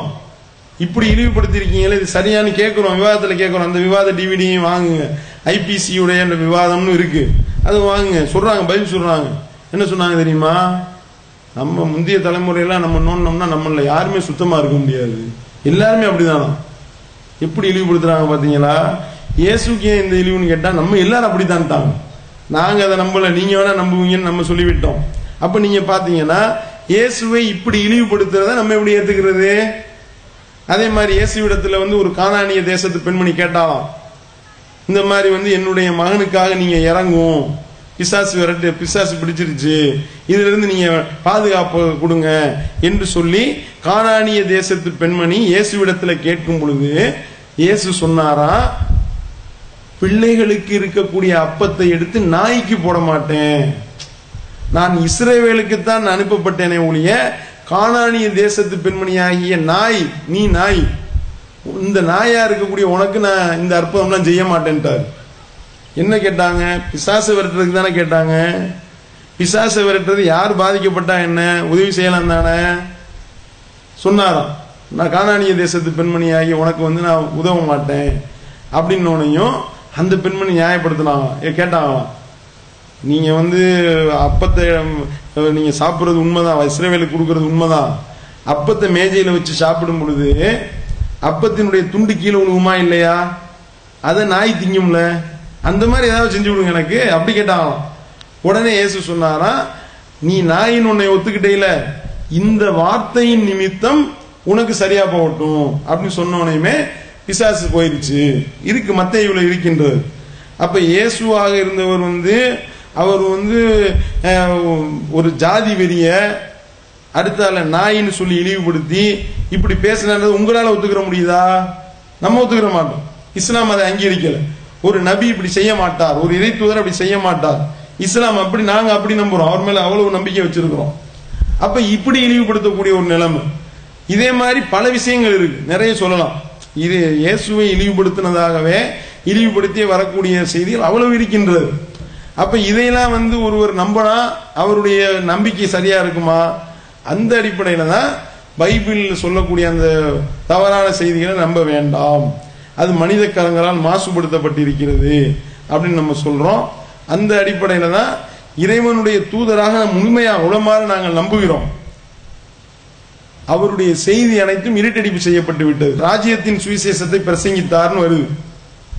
ராஜ்யத்தின் சுவிசேஷம் காணோம். மத்தேயு சுவிசேஷம் இருக்கு, மார்க்கு சுவிசேஷம் இருக்கு, லூக்கா சுவிசேஷம் இருக்கு, யோவான் சுவிசேஷம் இருக்கு. இயேசு எந்தை போதித்தாரோ அந்த ராஜ்யத்தின் சுவிசேஷத்தை காணோம். அதுதான் எங்கன்னு கேட்கிறோம். அப்ப ராஜ்யத்தின் சுவிசேஷத்தை காணா, இயேசு போதித்த உண்மையை மறைத்து விட்டார்கள். இயேசு போதித்த உண்மை செய்திகளை இருட்டடிப்பு செஞ்சு அவரையே கடவுளாக ஆக்கி எல்லாம் இந்த பவுல் பார்த்த வேலை நாங்க சொல்றோம்.